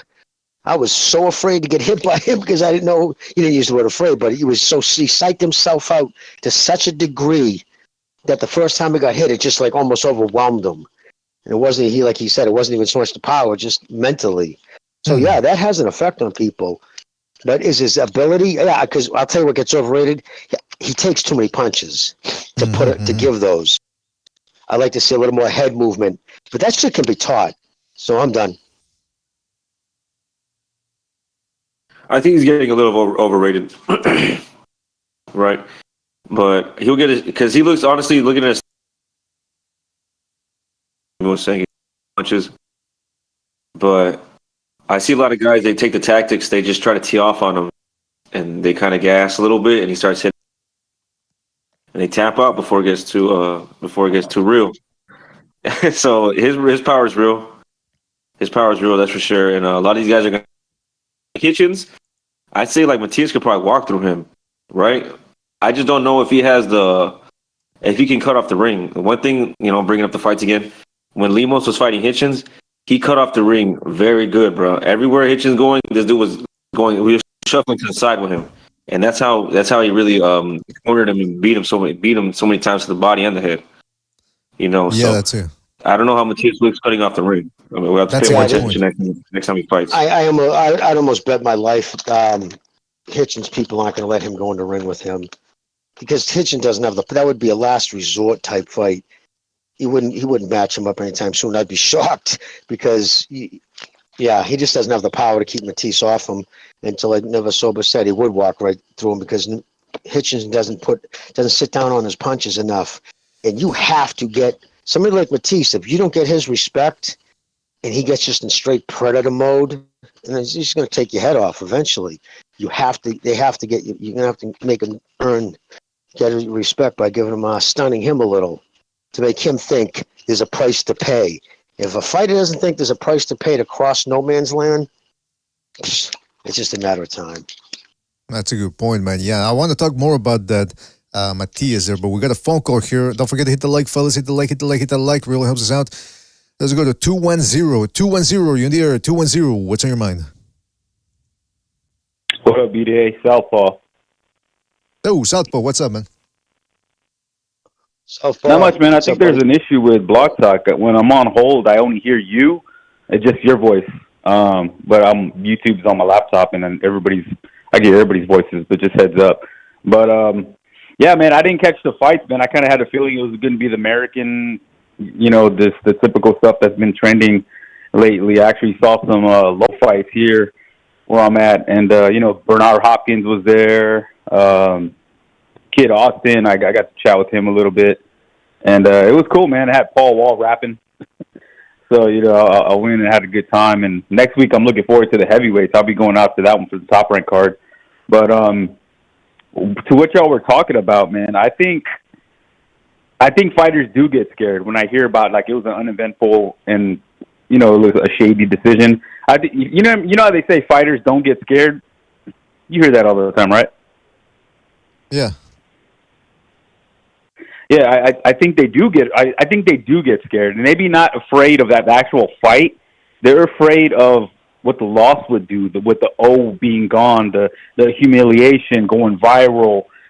Twitter. I think that's what fighters are fearing the most. You know what I mean? They're fearing the repercussions of what everybody's going to say about them, because now we're in an age where everybody's online, and and one of y'all said the internet is brutal, man. That's what they're afraid of. Maybe not the actual fights. They're afraid to take the loss because of what it's going to do to them. And with David Benavidez, man, I don't know. It's not a good look. I will say that, it is early in camp, and he does look like slim, and he's going up in weight, so he's not going to be killing himself as much. But it's still not a good look. Cameras are going to be in your face. They're going to want to interview you and talk to you. And it's one of those things when you're an athlete, because I was in the military my whole life, so I was kind of got used to, partying hard, but you also got to be ready to fight. You know what I mean? So we would try to balance it out. So if we go out and drink, we probably have just what's the healthiest thing you could drink? Probably vodka, but that's the strongest one, right? So all it takes is a couple of those and you're fucking throwed. So maybe it was one of those things, but it was still a bad choice to do it out in public like that, where you're going to get talked to. You know what I mean? People are going to see you, and there's going to be YouTubers out there that are going to be sticking cameras in your face. So that's just kind of that's on him, bro. But I don't know, man. It's just with this whole thing going on today, man. It's just frustrating, man. It's more. We'll see what's going on. He's going to be with Tank, and I talked to Kid Austin, man. Last night I'm like, hey, man, what do you think of that Tank fight, man? He's like, yeah. I was like, yo, Martin didn't look that hot, and he almost lost that fight. You think this fight picked him? He's like, yeah, of course, man. I go, when do you think he's ever going to fight somebody? And he's like, I don't think he's ever going to fight anybody. I'm like, well, what's the plan, man? Who are you going to call out? Who do you want? And he's like, I got to keep calling out Tank. You got to keep, but that's just how it is. Hey, by the way, speaking of calling out, because your name is Southpaw Lefty, which is kind of redundant, but so there's a guy in the chat called Orthodox Righty who keeps calling you out. We're gonna have to set up some sort of kumite there between you two. See who's the real.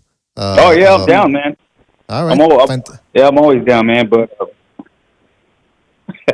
man. But yeah, I'll just be listening in, man. It's just it's gonna be a good month, man. We got I'm going to those. Like I said, I'm going to those fights next month, and then we got Ryan Garcia the next day, and then we got the Canelo fights coming up, and man, it's active, man. But we just got to get these American fighters to get their shit together, man. But yeah, I'll be listening in, man. Check y'all out later. All right, thank you for your call, Southpaw. Call back next time, man. Take it easy out there. Yeah, that heavyweight card, it looks pretty solid next week on ESPN. You got Jared Baby Anderson, Big Baby Anderson coming in, and you've got Ajagba too on the undercard. So should be a nice night of heavyweight boxing. But also to Southpaw's point about the drinking there, maybe we're making too much of it. I'm not sure. We'll see what happens with Benavidez. Again, supposedly Djokovic said that he weighs 220 pounds. Benavidez does when he's not training. So I know Canelo probably goes up to 180 something, maybe 190. But 220. Geez, Louise. That's absurd. That's absurd. If that's true, that's ridiculous. That's way too much. He looks every bit of it. He's a big dude. Yeah, you put your body through too much. That's just too much weight to lose. That's over 50 pounds. Of muscle with that too. Yeah, it's ridiculous. That means most of your camp's a fat camp. You're not concentrating on things that are going to make you a better fighter. It's just all you're doing is doing your cardio and cutting fat. You're not learning anything because, again, the camp is set it's meant just to shed the weight. You know, the great fighters of the past, the Sugar Ray Robinsons, all those guys, they always walked around about 10, 15 pounds above what they fought so frequently, they couldn't blow themselves up. That yo-yo in your weight takes something from you. It does. You end up hitting a wall. So if he is blowing it up like that, plus getting caught, well, it wouldn't. Because alcohol, especially vodka, is one of the most calorie-dense products the human can ingest. So, yeah. There you go. That's the video I was talking about, BDA. He looks every bit of 220 right here.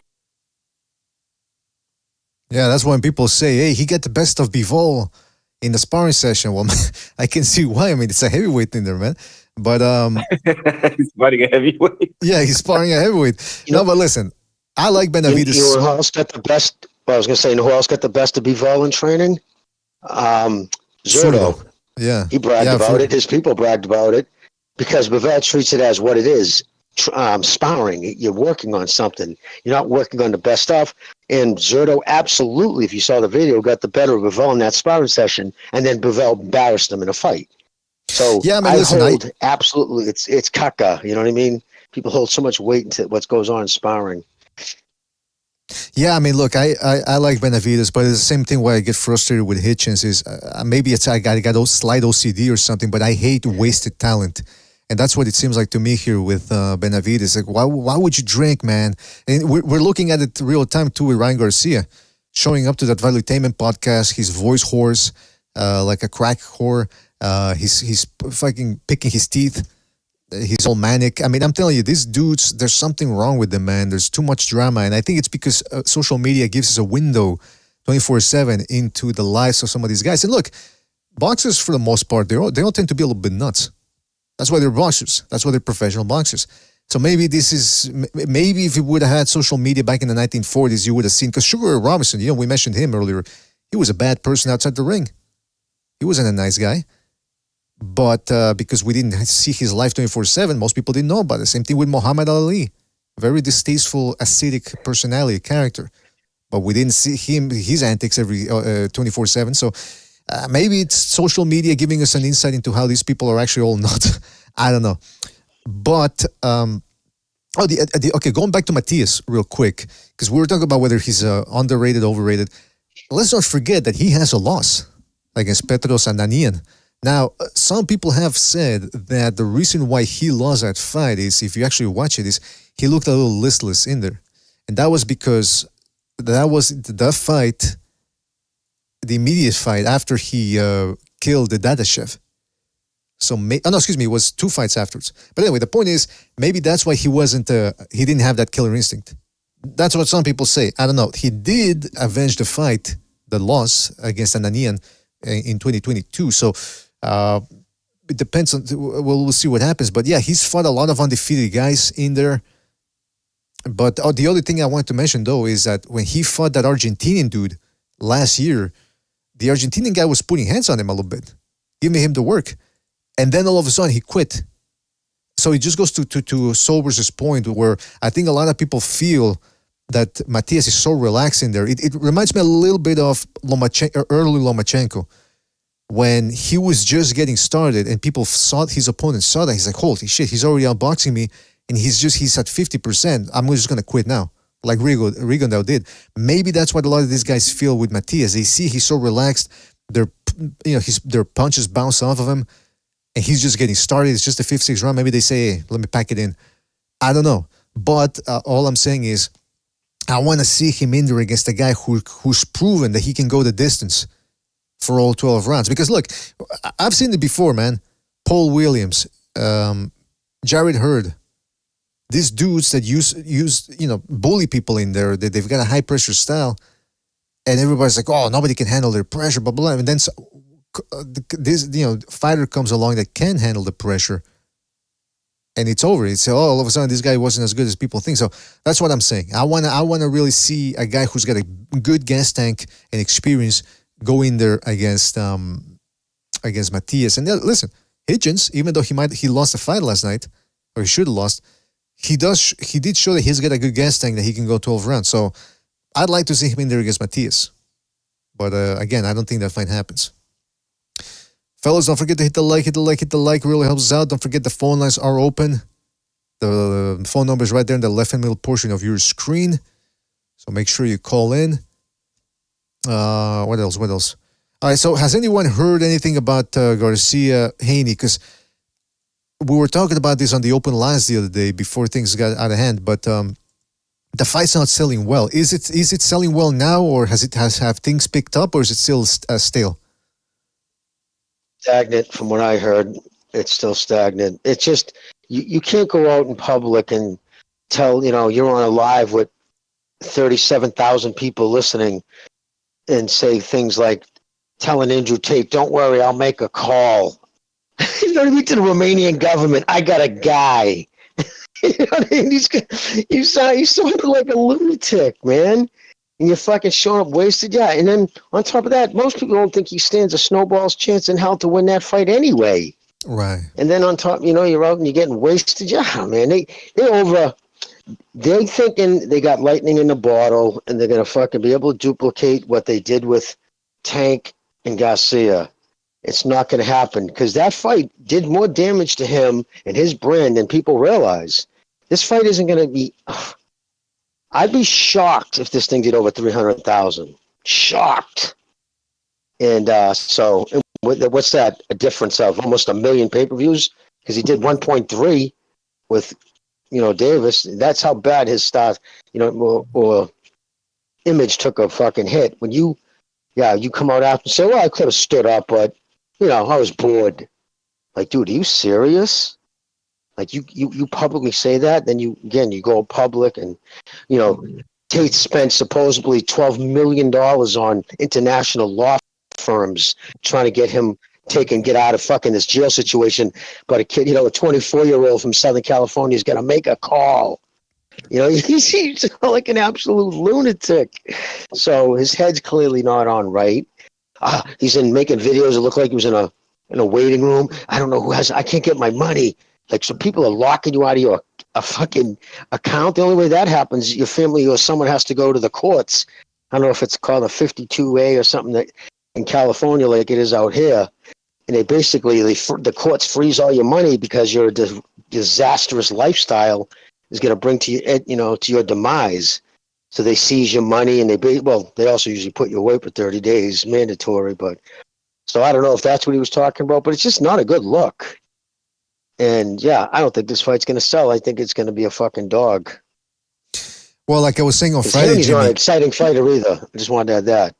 Yeah, like I was saying on Friday, I asked the question, when's the last time a fight was struggling to sell out at the gate, but then did well at the pay-per-view box office?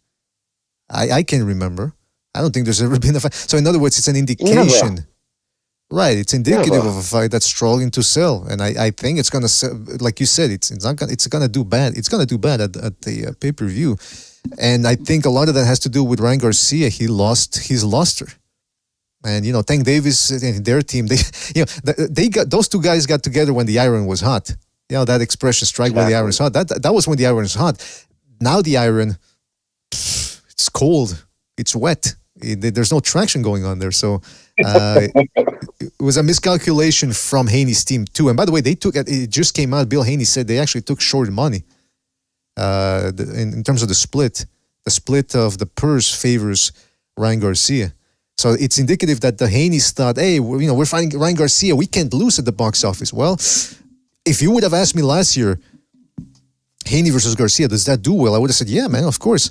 But unforeseen consequences and factors are at play here, and one of those was that we didn't know Ryan Garcia was going to go nuts. And it's interesting because in the last Reenactment Rule with Steve Kim, where they had Doug Fisher, Steve Kim was divulging a couple of little more tidbits of his encounters with Ryan Garcia. Because I don't know if people remember, it was about a year ago, maybe more, where Steve Kim said that Ryan Garcia, he was getting into it with Golden Boy Promotions in 2019, 2018, and he wanted to get paid, so that he wanted to include something in the deal that said that even if, let's say, the fight was canceled, he was still going to get paid.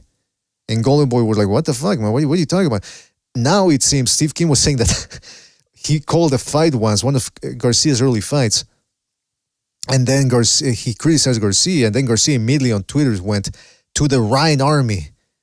Doug Fisher and Steve Kim or whatever, hating on me. Hating. So criticism equals hate nowadays. Again, that just goes to show that most people don't know the meaning of words anymore.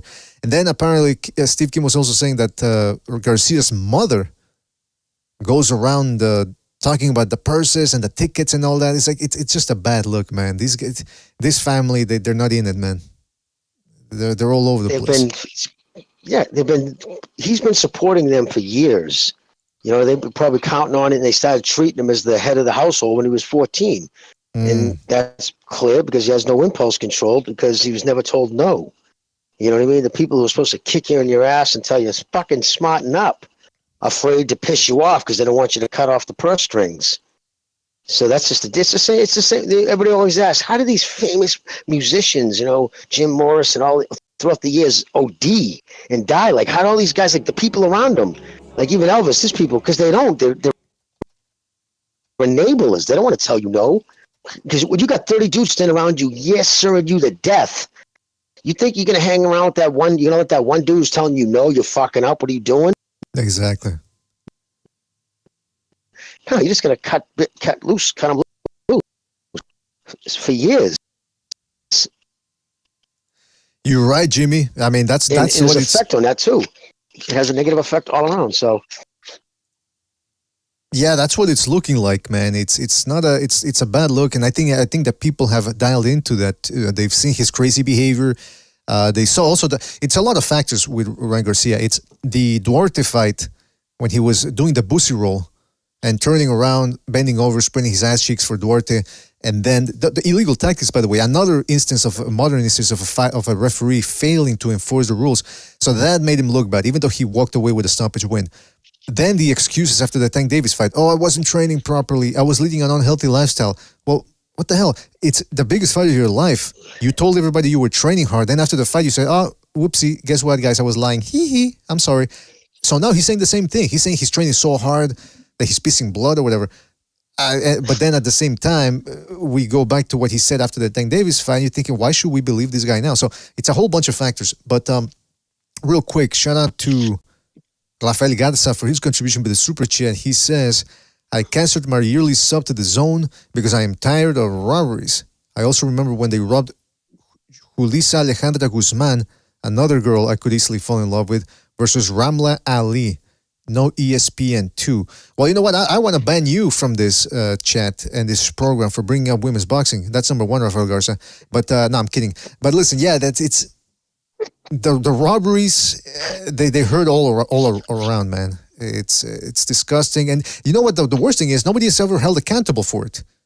It's like, oh well, you know, it happens. It's boxing, just like with clinching and fouls. Oh, it's boxing. Oh, it happens. Well, it shouldn't happen. And too often we let it go. So I'm going to be compiling a list of these bad decisions and the names of the judges. I think Mike Montero actually started doing that, started keeping kind of like a list of these, you know, bad referees. He said last year he was going to start doing it. I'm curious if he did. I'm going to ask because he was going to because he said the same thing. We need to start keeping a book on these guys. HBO used to do that. Howard Letterman, he would even say, well, he was, you know, when he would introduce the judges, he would say he had a questionable one, so... But now there's nobody doing it. There's nobody. They don't answer to anybody. Yeah, when accountability is everything in life. If there's no accountability, there's no discipline. Period. The sport is just a wreck because there's no accountability. I agree. It's the same thing in politics and in you know, the civic and civil, the public arena, you know, when you get public servants and they're not held accountable because, oh, it's the government, too much red tape. Same thing with boxing. It's somebody starts, when people start getting held accountable for their bad decisions and their incompetence, then you're going to see a change. Until then, it's going to be business as usual. And by the way, shout out to Rafael Garza again for his contribution with the Super Chat. He says, Ryan's last BS performance hurt his future. He quit. Well, yeah, I mean, he quit against Tank Davis. And then the Duarte fight, I also contend that's also a big factor why people are losing faith in him. But also, I forgot to say, in terms of the Tank Davis fight, he threw Joe Goosen under the bus. Oh, he wasn't paying attention to me. He had kids running around the gym. He should have boarded up the windows. Meanwhile, he's admitting he didn't train properly. So why the fuck would you blame Joe Goosen when you're the guy that's admitting that's at fault?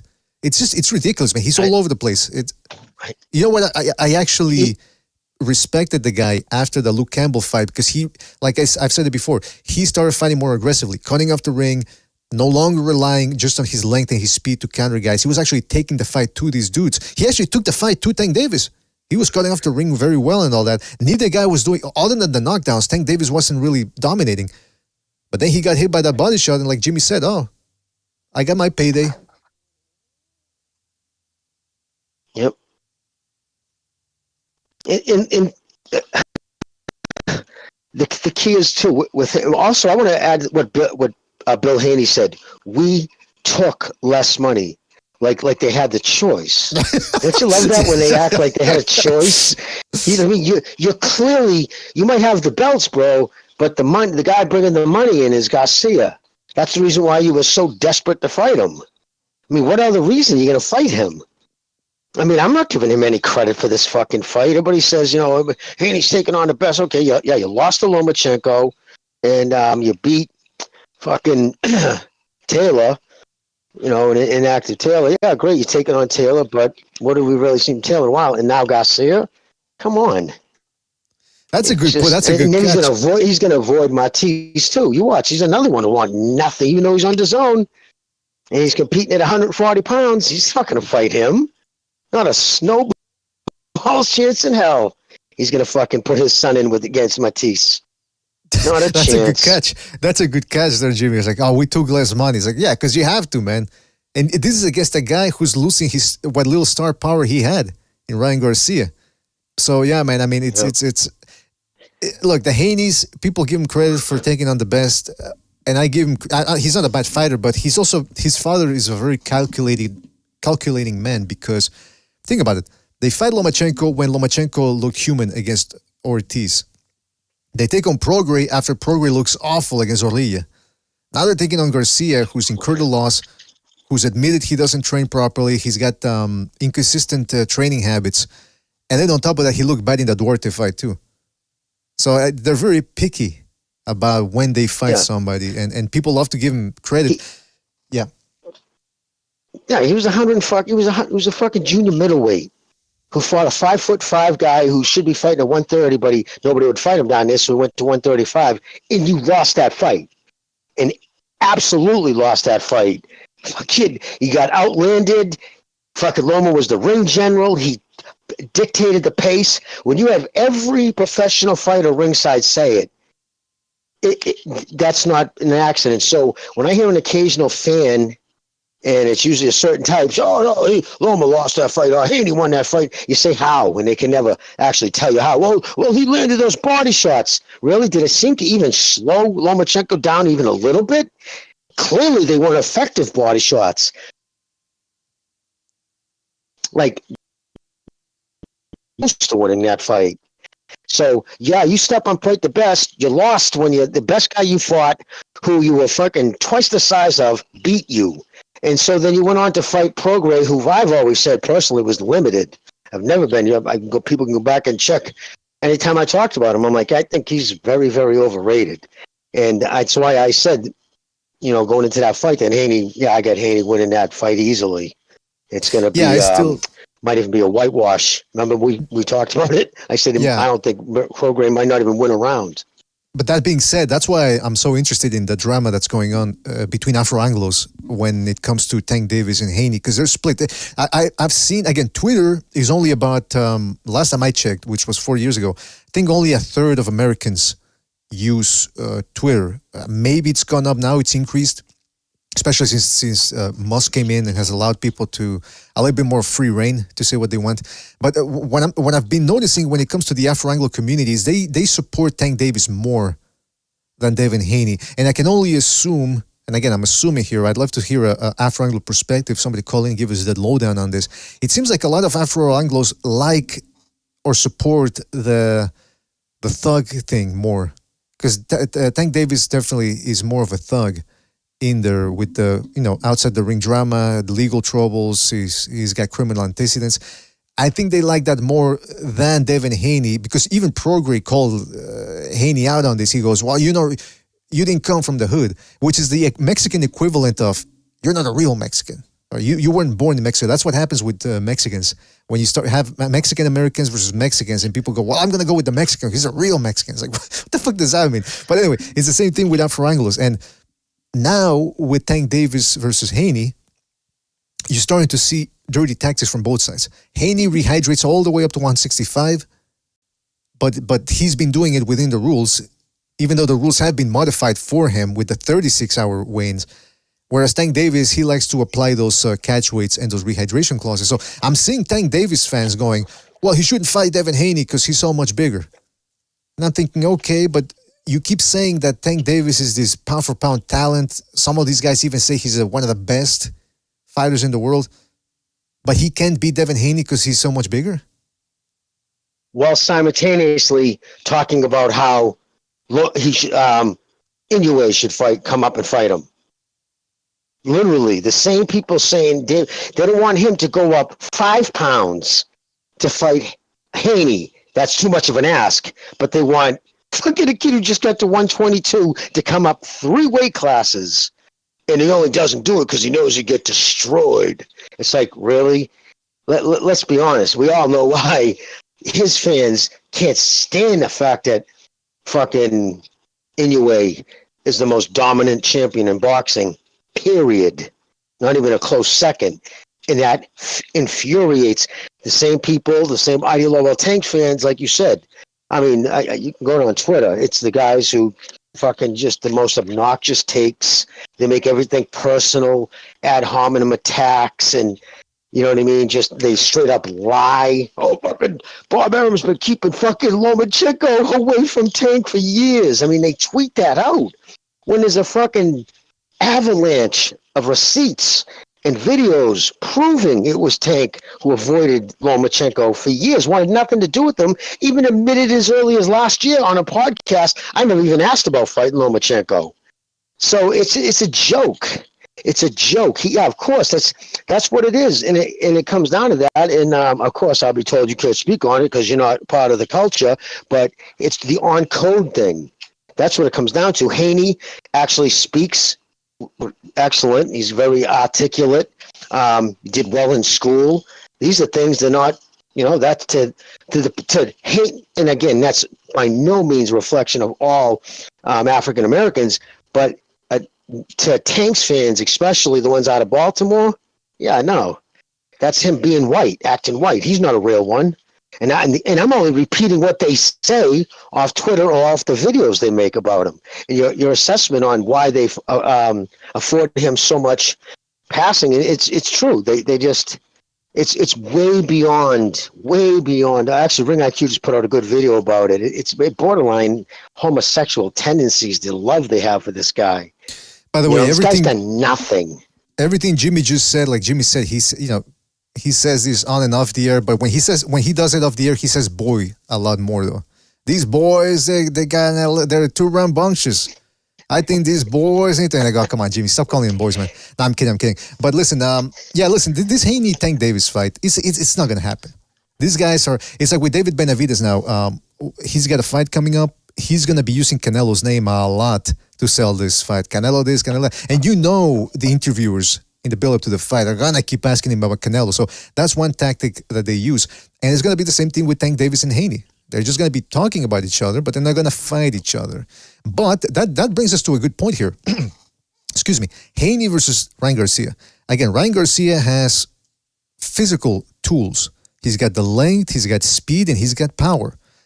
In fact, Tank Davis, that's precisely one of the reasons why Tank Davis put in those special clauses, because he said it himself, not making this up. The quote is out there. He said, Ryan Garcia's got too many advantages. We just wanted to make things even, make him fair. So he's admitting that Ryan Garcia physically can be an imposing figure. Now, mentally, that's another thing. So my thing is this. What if Ryan Garcia, for some strange reason, actually fights better when he's crazy, when he's all out crazy, and he gives Devin Haney a tough fight, or, let's just stick with that. Let's say he gives him a tough fight.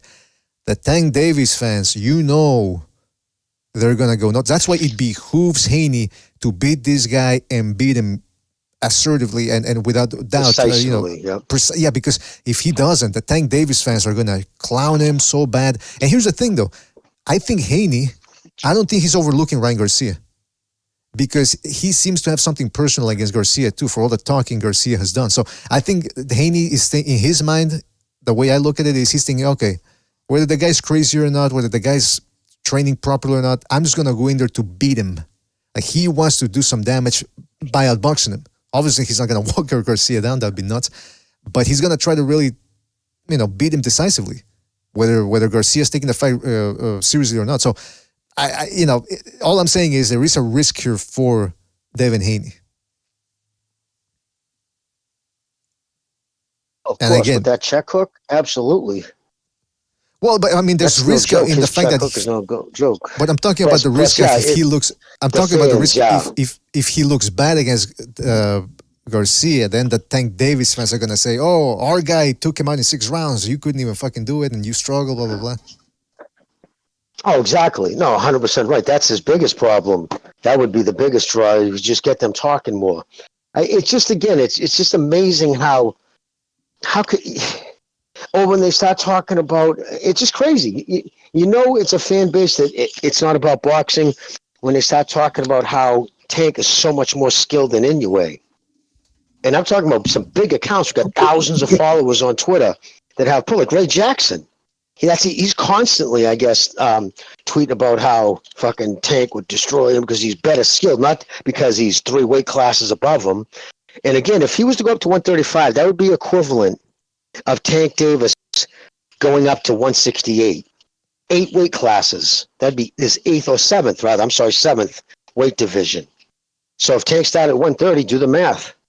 But even want to cut it back because there's a big jump from 160 to 168, okay, 160. Picture Tank Davis fighting as middleweight. That's what they're asking of Inoue. He started at 108. That's how small this dude's frame is.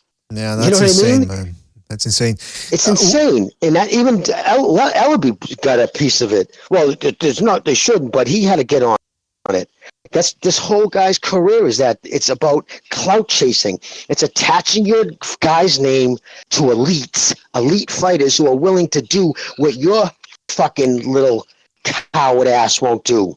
And I say it coward ass because he doesn't want to fucking lose his own. I have zero respect for Tank Davis. I don't even consider him a part of boxing. He's on the periphery, you know what I mean? He's out on the edge doing his fucking PBC thing and just sucking. It's a parasite.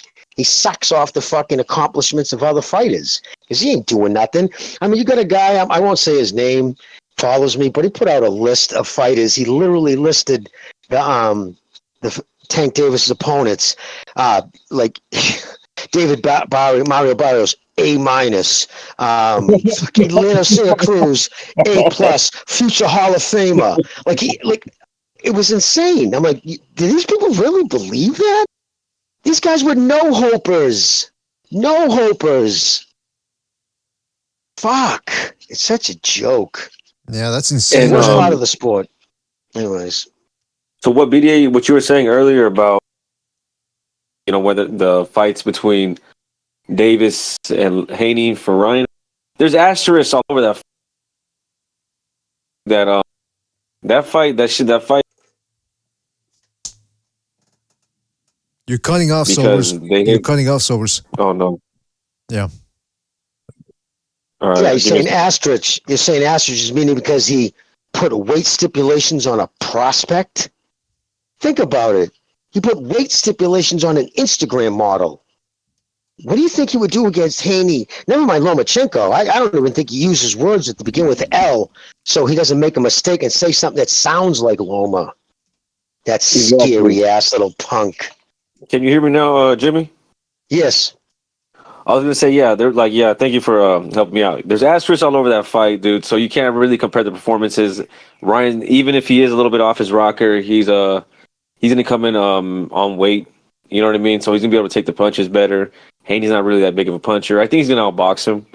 But just to add to what y'all guys were talking about, or the overall conversation, dude, it kind of sucks with this kid Ryan Garcia, because if you look at the potential hype for this kid, you know, because he lost to Davis, right? And Davis, his star grew off that.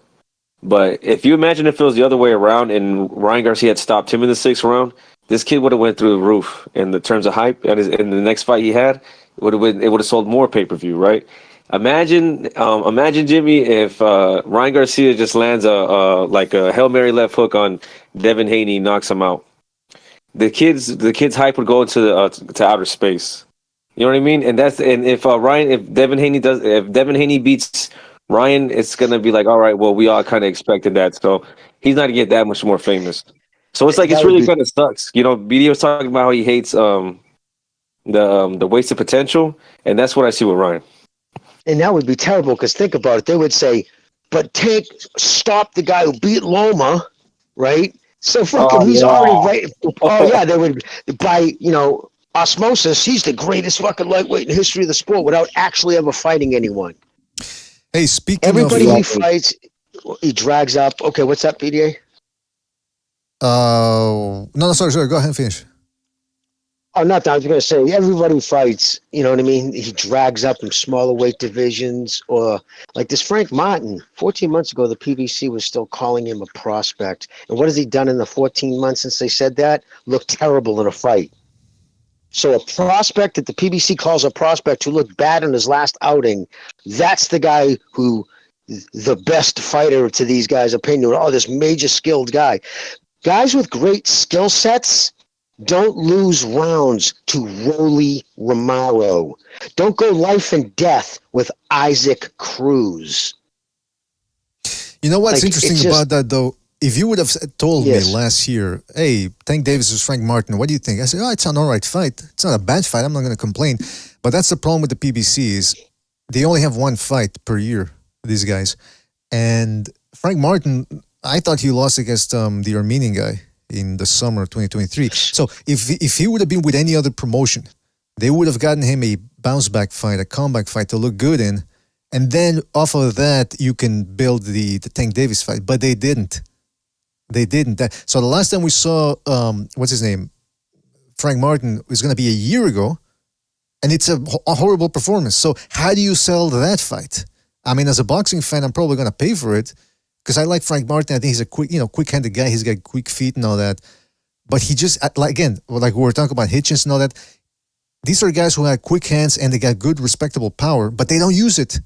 They're content with just running around the ring, clinching, and trying to box and outfence a guy. When sometimes you can't do that, and you need to go after your opponent, and they don't do it. So, and I don't, Tank Davis has this hold on these guys, where they think he's Mike Tyson or something, and he's not.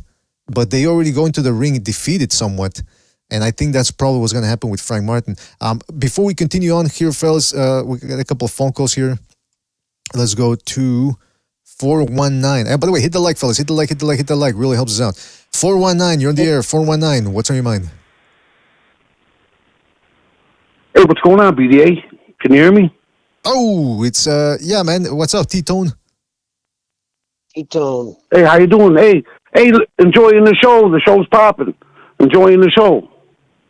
Thanks, man. Thanks. Glad you're enjoying it. What's up? Hey, I caught, the little, changing the subject a little bit. Sure. To talk about something we talked about a long time ago in 2020. Hey, remember when Gonzalo had, we were helping Gonzalo with his baby? And Unrivaled did a stream, 24/7. Right. To help with the baby, and then things got messed up, and then G took over, and he went 24/7. And I brought it up to you. I go, hey man, why don't you guys do a 24/7 boxing channel? Because you got fans from all over, and man, it would be popping. To have the people from UK take over, 24/7, bro. Gonzalo in the Philippines. Yeah, the Discord. So that's what I was calling, you know, to say things might have changed, and maybe you guys might, you know, make that happen. You know what? With something That like sound that, like a good idea. It sounds like a good idea, but I don't know how much boxing we could. First of all, 24 hours. The streams they don't get recorded after 12 hours. So this stuff wouldn't get recorded unless somebody did a screen record off of that. And even then, it's like, how much boxing can we really talk about? I mean, that's the other thing, though. It's sometimes you got to be careful too. Some of these 24-hour streams, they sort of lose their pop after a while. Some people think it's a good idea to do them 24-hour streams, but then the quality of the stream gets diluted, and it's just like, all right, maybe you should just stop it now. But some people don't know when to stop. So, but every once in a while, why not? We could try that off. You have to pre-plan it. You have to actually do it by segments. You actually want to change up the panel a little bit. You have to keep it fresh. If not, it'll stagnate out quick. Right. So it takes some planning to do it right. Hey, you know, to get different opinions, you know, the UK dudes can take over when it's their time slot. And then Jimmy over here on the East Coast. And then there's people I know that are, you know, the West Coast kind. Yeah, maybe. You know, maybe. Hey, there's a channel, Mad Chad. He does 24/7. And yeah, man, the show's popping. Yeah, we know Mad Chad, bro. Hey, we know Mad Chad. We fuck with him, bro. Why would we want to take his idea if he's already doing it? Yeah. Yeah, that's the thing, though. If someone's already doing it, it's just never sobers. Yeah, bro. Hey, I was going to say the last time I called in, you know, hey, I wasn't talking about you you know, when I was saying it was glad to see the panel back. I was talking about guys like Mirage and Black Chibi and them guys. Oh, bro, you know, them haters. Joke, bro. I was just messing around. Yeah. You know what I mean? Don't take it like that. Or don't think I was taking it like that. Or, hey, heck yeah, man. Hey, yeah. Hey, you know, you guys got a great show, and I was just saying, yeah, maybe, we wanted 24/7 the BDA community. You know, just putting that thought out there.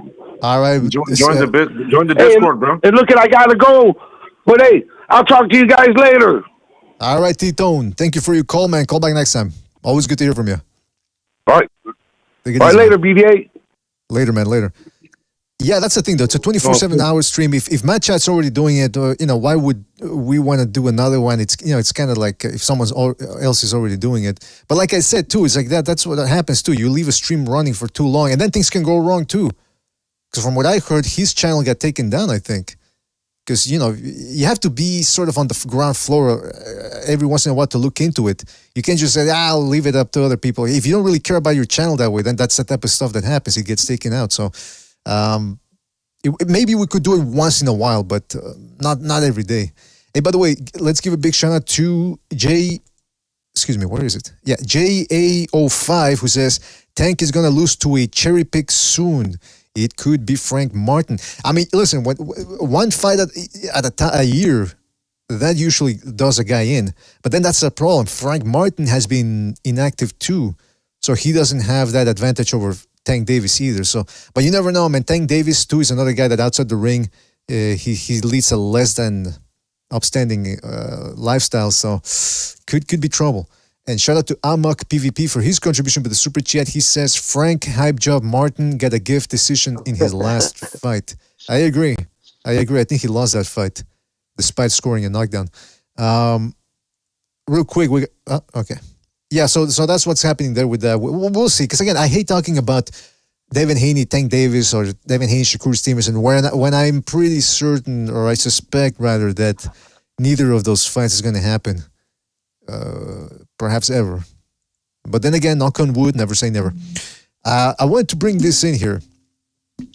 What was I going to say? Oh, yeah, 1987. Actually, let's start off with a more recent fight. Barrera Hamed. Apparently today's the anniversary. What is it, 22nd anniversary? And I just wanted to bring this up that before the fight, when they were already in the ring, Hamed actually started saying something in Arabic. It's like praise Allah or something. Like he actually grabbed the microphone before the fight while they were in the ring and started saying that. And of course, Barrera just started, outboxing him. And some people say exposed. Now, I don't know if necessarily exposed is the correct word here, because Hamed had done a lot of good work by then. He'd beaten guys like Vongu, Vasquez. in England, he beat up Ingle. So he done a lot of good work, man. Oh, and also Cesar Soto, who's a very strong, tough Mexican fighter, although that fight was horrible to watch. Oh, he beat Wayne McCullough too. So he done a lot of good work. He just encountered a guy who, one of the best featherweights of all time in Barrera. But it was interesting when I remember that Hamed was doing that Arabic thing, and that was in April 2001, months before 9/11 took place. So obviously, if we would have been post 9/11, he wouldn't have been able to get away with that. But just wanted to point that out, man. Yeah, he was easy to hate because he was so cocky with his dances coming in. Remember on a flying carpet or something, he came in on a cage and shit with a tiger or something. He was nuts. Yeah, but you know what? It made you want to hate him. It's interesting though that you need guys like Hamed in boxing, even though you hate him or whatever. But when they do it right, like he did, because he did have a fan base in England, which he brought over to the United States, and that whole circus act worked with him. Doesn't work with everybody. You can't just be. If Frank Martin started doing it, it wouldn't work. But Hamed, for a while there, he did bring a lot of attention to the featherweight division, a lot of excitement. And so I think ultimately he was good for boxing. But it's interesting that things were going awry in the build-up to the Barrera fight. He had Emmanuel Stewart in his corner. Now you got to remember, Hamed used to be trained by Brandon Ingle, the legendary British trainer. But then he fell out with Ingle. Again, Ingle was a tough guy. He wasn't an easy trainer to deal with. Just ask Harold Graham. He wasn't everybody's cup of tea, but he got the job done. And when Hamed split with him, similar to when Tyson lost Costamado and then split from Kevin Rooney, it's sort of there's a difference there in performances. And Stewart said in the build-up to after the Barrera fight, he said, the training camp with him, I had to delegate through his brother. His brother was acting as a proxy. And Hamed just wasn't, he wouldn't even train where Stewart wanted him to train. He went to train in the Poconos or whatever, or no, Palm Springs or whatever. I forget where. And it just goes to show you how, Ryan Garcia, David Benavidez, these type of guys that don't take training seriously should take a look at cautionary tales such as this one, because you can have all the talent in the world, but if you're not taking it seriously anymore, it's lights out. But it's also interesting that Hamed lost his hunger after that fight. So, some people say he lost his hunger after the Barrera fight, but maybe he was already gone. Because how do you lose one fight, then have one comeback fight in which you look awful and then call it a career? Like, to me, that shows that the guy was already had one foot out the door, especially with all the problems leading up to the Barrera fight in terms of training and the lack of discipline. Well, he didn't lose his hunger for food, man. That motherfucker was blow up. Yeah, that's the thing, though. He's 5'4" tall, and he's eating like he's a 6'5" tall guy. I mean, you can't do that, man. And yeah, you see now what he got. He turned into a lard ass. He lost a lot of fighters do that because their whole life that they have to constantly, since they were kids, they're always dieting constantly. So when they finally can eat whatever they want, they do so. Right. Like that, that's one thing I got to give Mickey Ward credit. If you saw him today in his 50s, he's still got a six-pack, still in great shape, still runs fucking 12 miles a day. That's a great point right Always there, man. You know what I mean? And that's because he kept himself, and he was never more than 10 pounds over fight. He would get angry if at best, he would let himself get up to 154, but he'd try to stay around 10 to 12 pounds. So the first 2 weeks, he would shed the weight, and then he would spend the rest of the 6 weeks to 7 weeks working on what he needed to work on to win. And again, it was usually just that sneaky left hook to the body, some way to put that on him. Yeah, exactly. Yeah, some guys, it's interesting. There was a Steve Kim interview with what's the guy's name? The guy who trains with Joe Goosen. He's one of the trainers at the Goosen gym. He's Mexican, or I don't know if he's Mexican, but Latino-looking guy. I forget. But anyway, he was saying that the Reles brothers were the same way. They hated running when they were fighters. Like, I don't want to run. And then once they retired and they kept training, he'd see them all the time on the treadmill. So some guy, Ricky Funes, thank you, Quentin. Yeah, Ricky Funes. Yeah, he said that the Relish brothers love to run afterwards. So it's the same thing. Some guys, appreciate. You have to learn how to enjoy training because too many people use the word discipline. Oh, you got to be disciplined. You got to be disciplined. But you can do something while hating it at the same time, and discipline can only take you so far. The real trick here is, and I think this is going to be really the thing that gets us. It's the hump that humanity has to get through. Or jump over in order to get to the next stage of evolution, which is to be able to do things that you don't want to do, but you find a way to make them enjoyable. I know it sounds crazy, but like I said, discipline can only take you so far. Because you can train, but you hate it all the while. You're going to be miserable. Well, what happens if you can actually just enjoy training? If you can find a way to switch your mind into that mode, that to me is the next step of evolution. And you see guys like David Goggins trying to tap into that. And I think that's very important. And, Gurdjieff, who was a mystic, a Russian mystic or a Soviet mystic from the 1920s, he was able to tap into that over 100 years ago. But it's just, you got to follow a certain path to get there. I guess some could say it's the true path of the Crimson Cross. What drives that? You know what's a good way of making that happen? I'll tell you, it comes down to this. Take pride in it. If you don't take pride in what you're doing, I don't give a shit if you're a fisherman or a hole digger or whatever.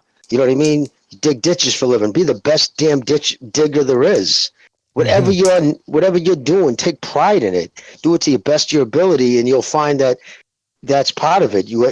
It's a part of the whole thing. Like I take pride in what I'm doing, so therefore you like doing it because you become good at it. I cannot overstate that enough, man. Because there's a story from Huckleberry Finn where he has to paint a fence, but then what he does is he says he's trying to find a way for other people to do it for him. So he starts painting the fence and singing and humming at the same time, trying to show that he's having a good time doing it. So then these other kids come around and they go, "Hey, what are you doing?" He goes, "Oh, I'm painting a fence." And then they go, "Can we join in?" And he goes, "Yeah, sure." He charges them to paint the fence for him. So in other words, the story, it's a bit of a reach, but the point of the story is that if you fake, not that if you fake, but if you take pride, like Jamie said, in what you're doing, you can sort of change and recalibrate your mind to get the job done and actually enjoy doing it. So Jimmy, what you just said, man, it's I can't overstate it enough. It's true. If you got to like what you do and you got to take pride in it. Both things go hand in hand. But for a lot of guys, Jimmy, this is, for them, boxing is a job. They look at it as something that they have to do, not something that they want to do. Exactly. And Mickey would do that, how he did it, and I can speak mostly of him because obviously he's the professional fighter that I know the most. And like the things he hated doing, like everybody hates doing neck rolls. He got he hated doing neck rolls, but he got to the point where he did them so intensely that he became good at it. Like he would do them he built his neck up strong and his abs were like granite because he knew the dangers of body punches.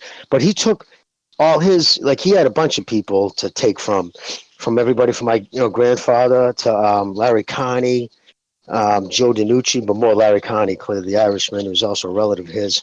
But and Marvin Hagler. Marvin Hagler, man, every fucking bit of advice he gave to Mickey, he took like it was the word of God. When he said, he would tell, one of these guys tell him is like, they might be faster than you, Mickey. They might hit harder than you, but don't let them be in better condition. And he's like, that's the one thing you can have over everybody, be in better condition. And that will make up for all those other things, especially down. Hey, that's why so many of Mickey's comebacks were in the later rounds. He might have lost every round for the first 6-7 rounds, and all of a sudden, whop, he puts it on you because he's still hitting as hard as he would in the first round. And these guys are sucking air. The blood is now thinned out. They're fucking breathing through their mouth. And he catches them with a body shot on the liver, and on the wrong breath, and you can't get up from it. Yeah, I don't think I've ever, again, I haven't watched all of Mickey Ward's fights, but I've watched enough of them to see a pattern is that he was never out of shape, and he fought guys that were way more talented than he did when he fought Zab Judah, for example. Zab Judah at that point was knocking people out with one shot.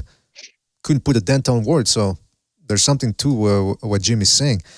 By the way, don't forget to hit the like, fellas. Hit the like. It really helps us out. Let's take a couple of phone calls here. I see some people are calling in. Let's go to, hold on, who is here? Okay, 210, you're in the air, 210. What's on your mind?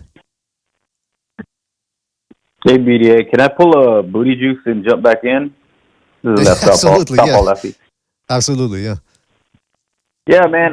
Because I hate when I make a call and I make points and then y'all talk about something like, fuck, I want to talk about that. Well, go ahead, man. Yeah. What the thing is, we're talking about Hamed and them. We got to appreciate the bad guys like that, the heels. You know what I mean? But back in the day, we had better ones. We had Mayorga, we had,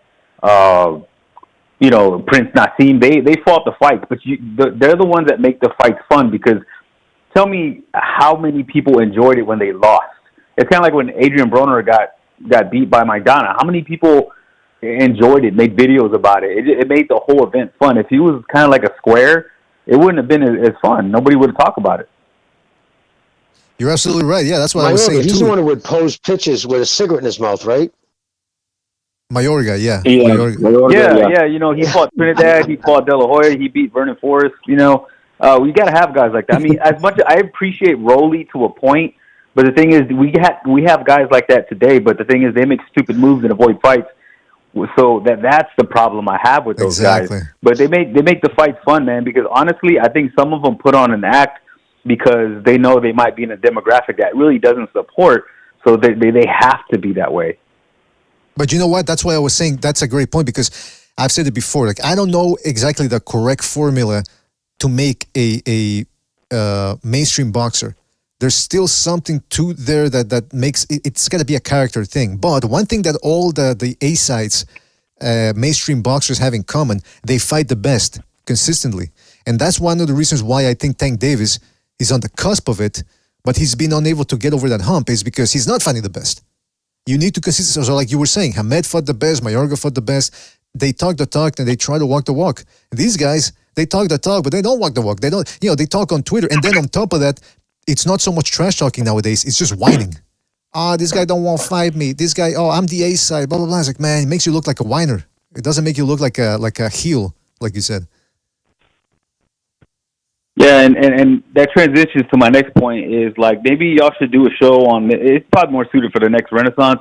You have to have a strong audience that isn't easily triggered, and there has to be uncomfortable conversations into why certain black fighters don't get the support. And I'll give an example, a few examples. Austin Trout. When I remember when I was on the scene, I would talk to him, and I'm like, "Yo, man, so how are you gonna move, man? What are you gonna do?" And I know his thing. He was trying to win over the Mexican people. You know what I mean? Because he's from New Mexico. And you look at guys like, even I hate to say it, like, guys that I like growing up with, like Shane Mosley. Even Andre Ward. Andre Ward. His fights were on Groupon in his hometown. You know what I mean? So it's like if you're, I don't know if it's because of the hip hop culture, and the hip hop culture is popular, and it's usually about living on the edge and against breaking the law. So maybe that's why guys like Tank and even Tyson, get all the luster. And a guy like Devin Haney, who seems more like a square, they really don't gravitate to that. And it's an uncomfortable conversation into why they don't get support. But when you ask that, like on Twitter with certain guys, they get a lot. Some people get triggered. Not all, but some people get triggered, and then they just start, racist. But no, man, it's just we got to know why. And it's also in the Hispanic culture, too, because if you look at guys like Zurdo Ramirez, man, he's boring, man. But Mexicans don't like that guy. You know what I mean? It's part of the way he fights, but he just doesn't have that personality. You know what I mean? So it's one of those things, man. It's hard. It depends on what demographic you're in. I hate to say it, but your looks, your how you talk. Boxing is unfair, man. You have to sell. You're your own promoter. You're your best promoter. You got to promote yourself. And that's just the ugly truth, man. So, but a lot of guys can't face it. So whenever guys don't get support, they just try to deflect and say, "Oh, it's because of X, Y, and Z." But that's all I got. That's a good point. Yeah, man. It's a bunch of factors. It's a soup that you have to mix in correctly. All right, well, listen, Southpaw, thank you for your call. Call back next time, right, man? Take it easy out there. Yeah, we're getting an influx of calls here late into the show. Let's go to another phone call. Let's go to 214. 214, you're on the air. 214, what's on your mind? Hey, I want to talk about the fight with the Lemos and Hitchens. First of all, I knew Lemos was good because he stopped Shelby, the guy that George Kambosos, he had to struggle to beat. And I do believe George Kambosos beat Shelby, but he had to struggle to beat that guy. And so, by the way, Shelby's dirty as fuck. He's a dirty fighter. But a lot of people were happy about Lemos knocking him out because Shelby was a dirty fighter. I'm like, man, this guy's good. And I thought if he was going to, because he was going to fight at 135, he was going to knock out George Kambosos, but he missed weight for one of his interim fights before he was going to challenge for the IBF. And so he moved up, and now he's fighting this guy. And I knew Hitchens was suspect because sometimes he looked excellent, sometimes he would look horrible. But I think he did good. I thought Lemos was swinging way too much, missing way too much. He did win more rounds than 117, 111, that's for sure. But he missed way too much punches. And my problem with Hitchens was he was holding. If Lemos was going to win, it's because of the ref should have took some points away. Because even in the highlights, I couldn't see the whole fight because I don't have the zone. I refused to pay for it. But he was holding in the highlights. So I can only imagine how much he was holding in the actual fight. So he should have probably lost like 1 or 2 or even 3 points. And that's probably how Lemos would have won. But, man, Lemos was missing a lot. He was missing a lot. He was loading up on all his punches. He didn't really start sharpening up his stuff until later rounds. And I just thought Hitchens was clean, doing some clean work when he wasn't getting pieced up in some of the rounds. But he did lose a couple of rounds. And believe it or not, Zerto is actually really popular. He's got like 3 million Instagram followers. Yeah, but just real quick, there's one difference between having a lot of Instagram followers and actually translating that into boxing fans or people that pay to watch you fight, whether it's the zone or watch you live. But he certainly has a good fan base. He's got a solid fan base. It's just not like Munguia at this point now has more fans, it seems, than Zurdo. But yeah, he's not really that. Yeah, I agree with Southpaw, though. He's not that entertaining either, especially at cruiserweight. Now he's relegated himself to just boxing off the back foot and trying to be slick, which is something that he's been trying to do in the past couple of fights, by the way. It wasn't overnight. I'm not a big fan of Zurdo, but hey, he's doing what he has to, man. Take my hat off to him for that. Yeah. He made history. Yeah, I would say you said he says he wants. You would say you didn't see the fight, bro. And you watched the highlights. They were glazing on Hitchens for those highlights. They're looking for all the good work that he was doing. If you watch the fight, you'll see that Lemos was on his ass from the first round, pretty much until the 12th round. And even in the 12th round, like he was outlining Hitchens. I can't watch the fight. I was looking for it. I was looking for the full fight, but I couldn't find it. Yeah, I'm trying to find the full fights now because I was watching and the whole league versus crazy, Brian Mendoza. If you can notice in the highlights, come on. All right, well, listen, try to find the fight. I said that. Yeah, but try to find the fight. No, I know. I was agreeing with you when you said that. All right, Caller, go ahead. Yeah, ever since I watched Tim Tszyu versus Mendoza, the highlights, and it made Tim Tszyu look like a fucking beast.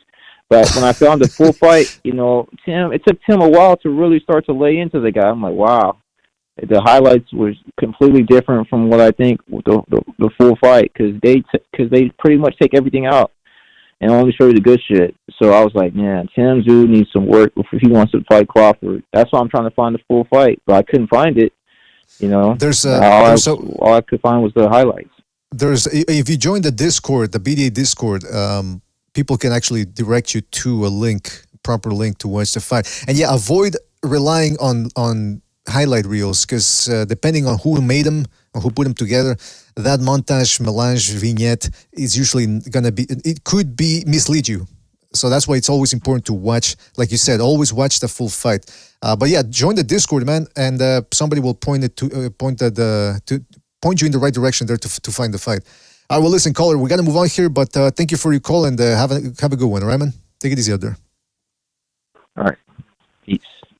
Peace, man. All right, we're getting a large influx of late calls here, so let's get through them here. 832, you're on the air. 832, what's on your mind? What up, Straight G? Hold on, not I am Straight G, right? Straight G. How high are you, man? Right off the bat, how high are you, man? Nah, I'm not high. Hold on.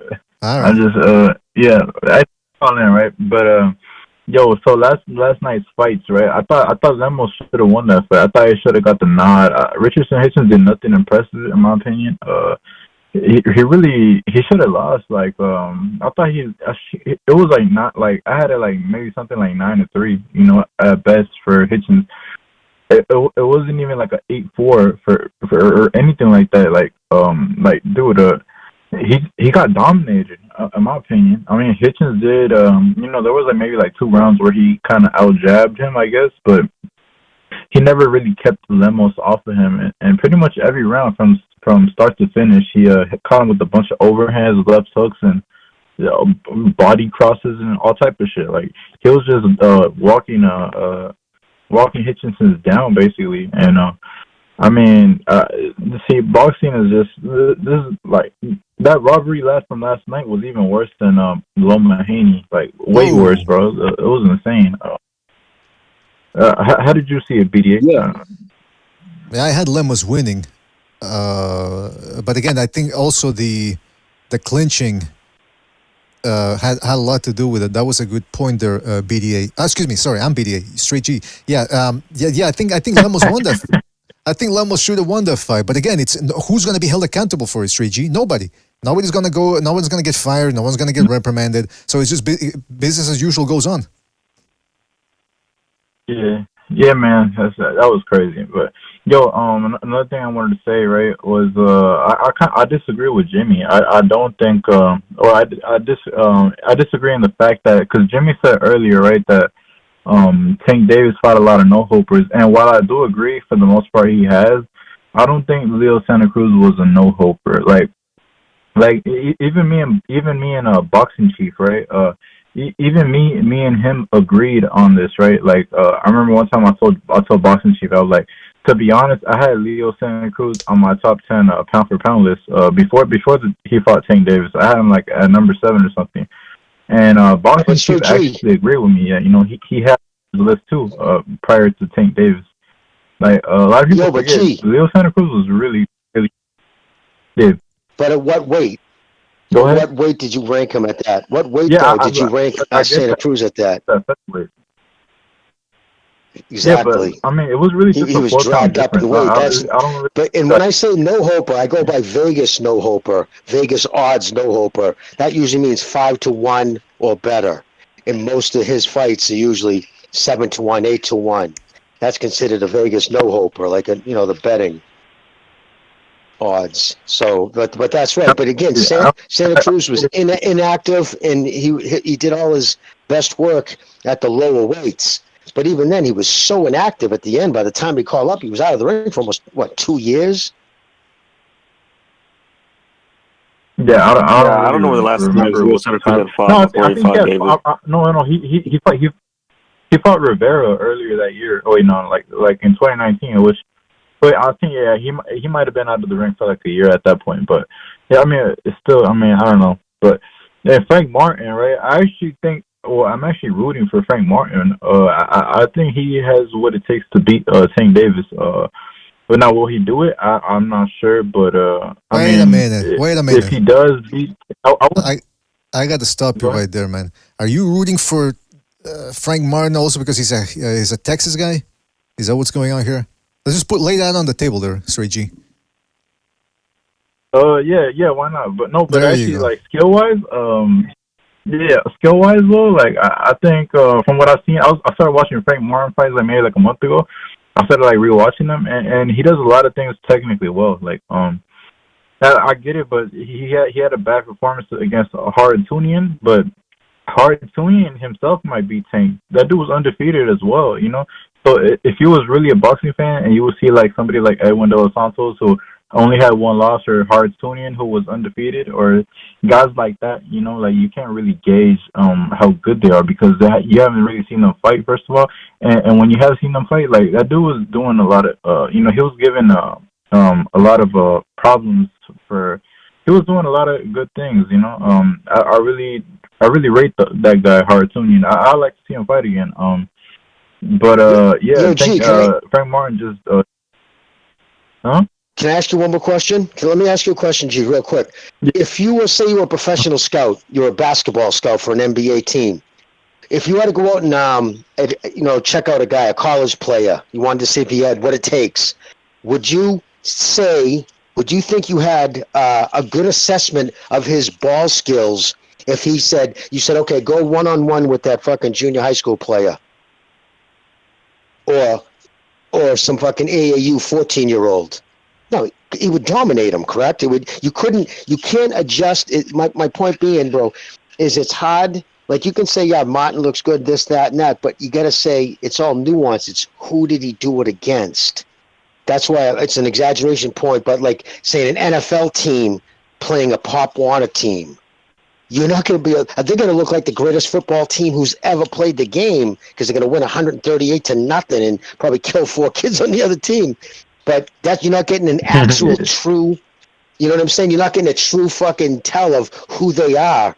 It's iron sharpens iron, and you want to see how good someone is, put him against another good fighter at his weight. All right, well, not dragging somebody up who was dominant low. You know what I mean? Yeah, I got to move on here, man. We got an influx of calls here, but Straight G, man. Oh shit, that's right.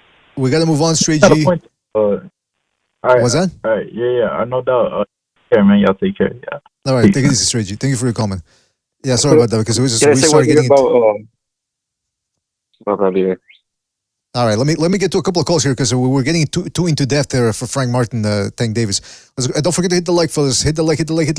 Really helps us out. Let's go to another phone call. Let's go to 404. 404, you're on the air. 404, what's on your mind? Leonard. What's up, BDA? This is Coach Eddie. What's going on, BDA? Oh, what's up, Coach Eddie? Coach. Nothing much, man. I wanted to chime in on your subject. I thought Richards. I don't think he did enough to win the fight, man.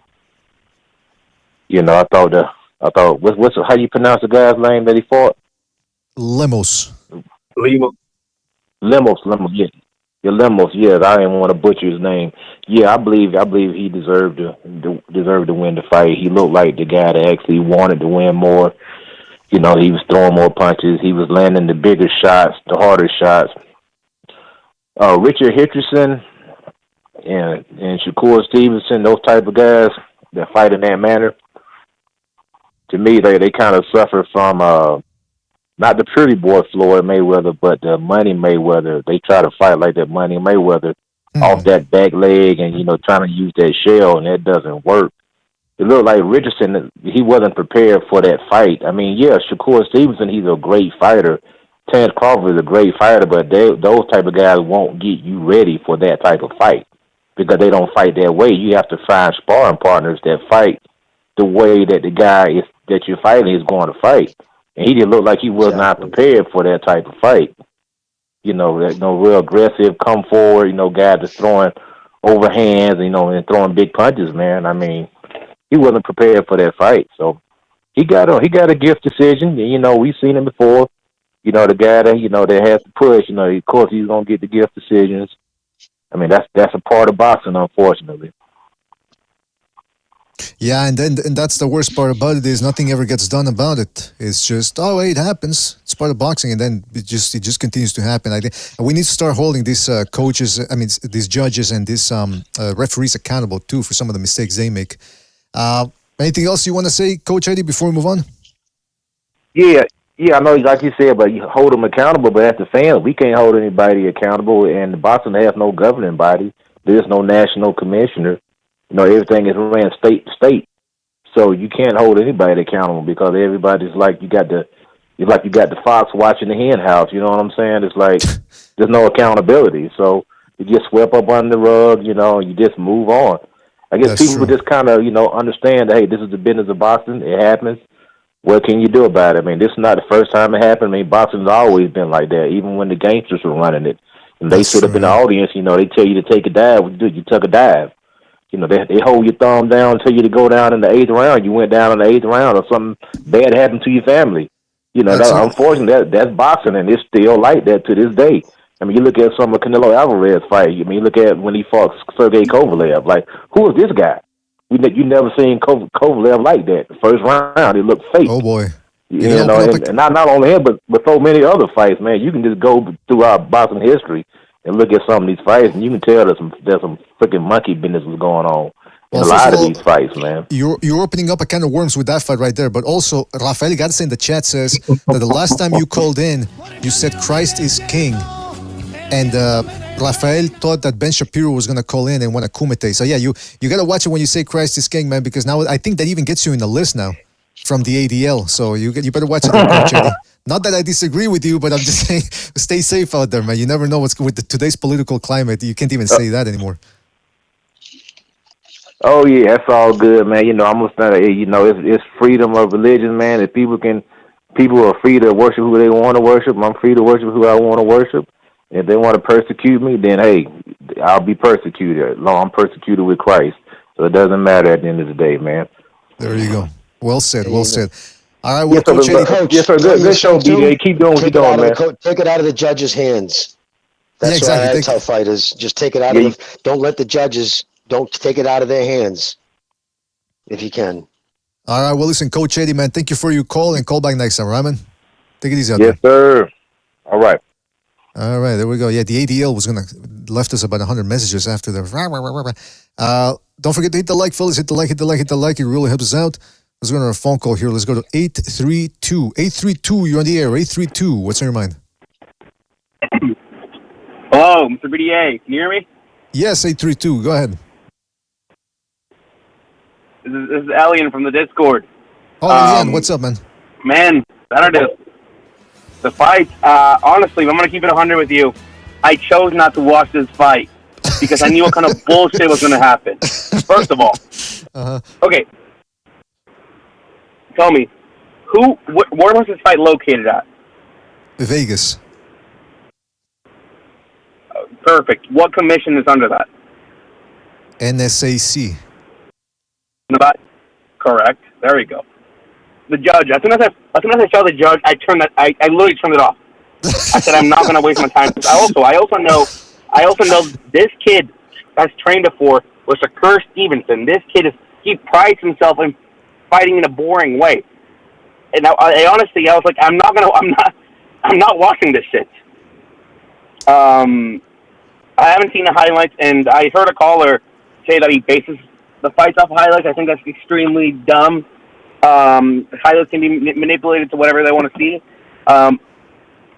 It's not news. Nothing is going to happen. The Nevada State Athletic Commission, they're going to say, hey, we're going to investigate this. Yeah, let's investigate it ourselves. And nothing's going to happen. It's whatever. Sadly, it's what's going on now in the world of sports. And someone who's a really big fan of this shit, it's really sad to see it go down this way, you know? And as far as Coach, the last person who called, I have the same feelings as that guy. Bring me Ben Shapiro in here. I'll talk to that motherfucking Jew. No. Wait a minute. And by the way, just to defend the other caller who said about the highlights, he didn't say that he was just basing it off all the highlights. He was trying to look for the fight, but all he had to go on was the highlights. Just to clarify that. Oh, correct. I had a quick point about that. I'm keeping it short and quick because I know you have a lot of callers. Sure. I am not going to watch boxing unless I can pay for it because I want to support the whole scene. I don't care about the fighters. Even in PBC, I don't like Tank. I don't like Al Heyman. However, I support and appreciate the hard work that goes into every single event. That's well said. Excuse me. That's well said right there, man. Yeah, we got to keep supporting boxing, but at the same time, through that support, we can withhold that support in order to make them, put a stranglehold on them if they screw up, if they don't give us the fights they want, or if the commissions start giving us bad results, like we saw last night. So that's a good point right there, Elian. Very good point. Anything else you want to say? Exactly. Christ is king. God bless you all. Oh, there you go. Shout out to Elian for that. And catch you on the next one, Elian. Talk to you later on the Discord. All right, man. Bye. Yeah, okay. So don't forget to hit the like, fellas. Hit the like. Really helps us out. And we got a special Skype call here. This is from some weird number I've never seen before. It's interesting. It popped off after they said Christ is King. Here we go. Oh shit. Acheinu kol beis Yisrael, Acheinu kol beis Yisrael, Hanasunim betzara, betzara uvashivya. What the fuck is this? This is scary, bro. I mean, hey, I can't stop it, man. What is this? Don't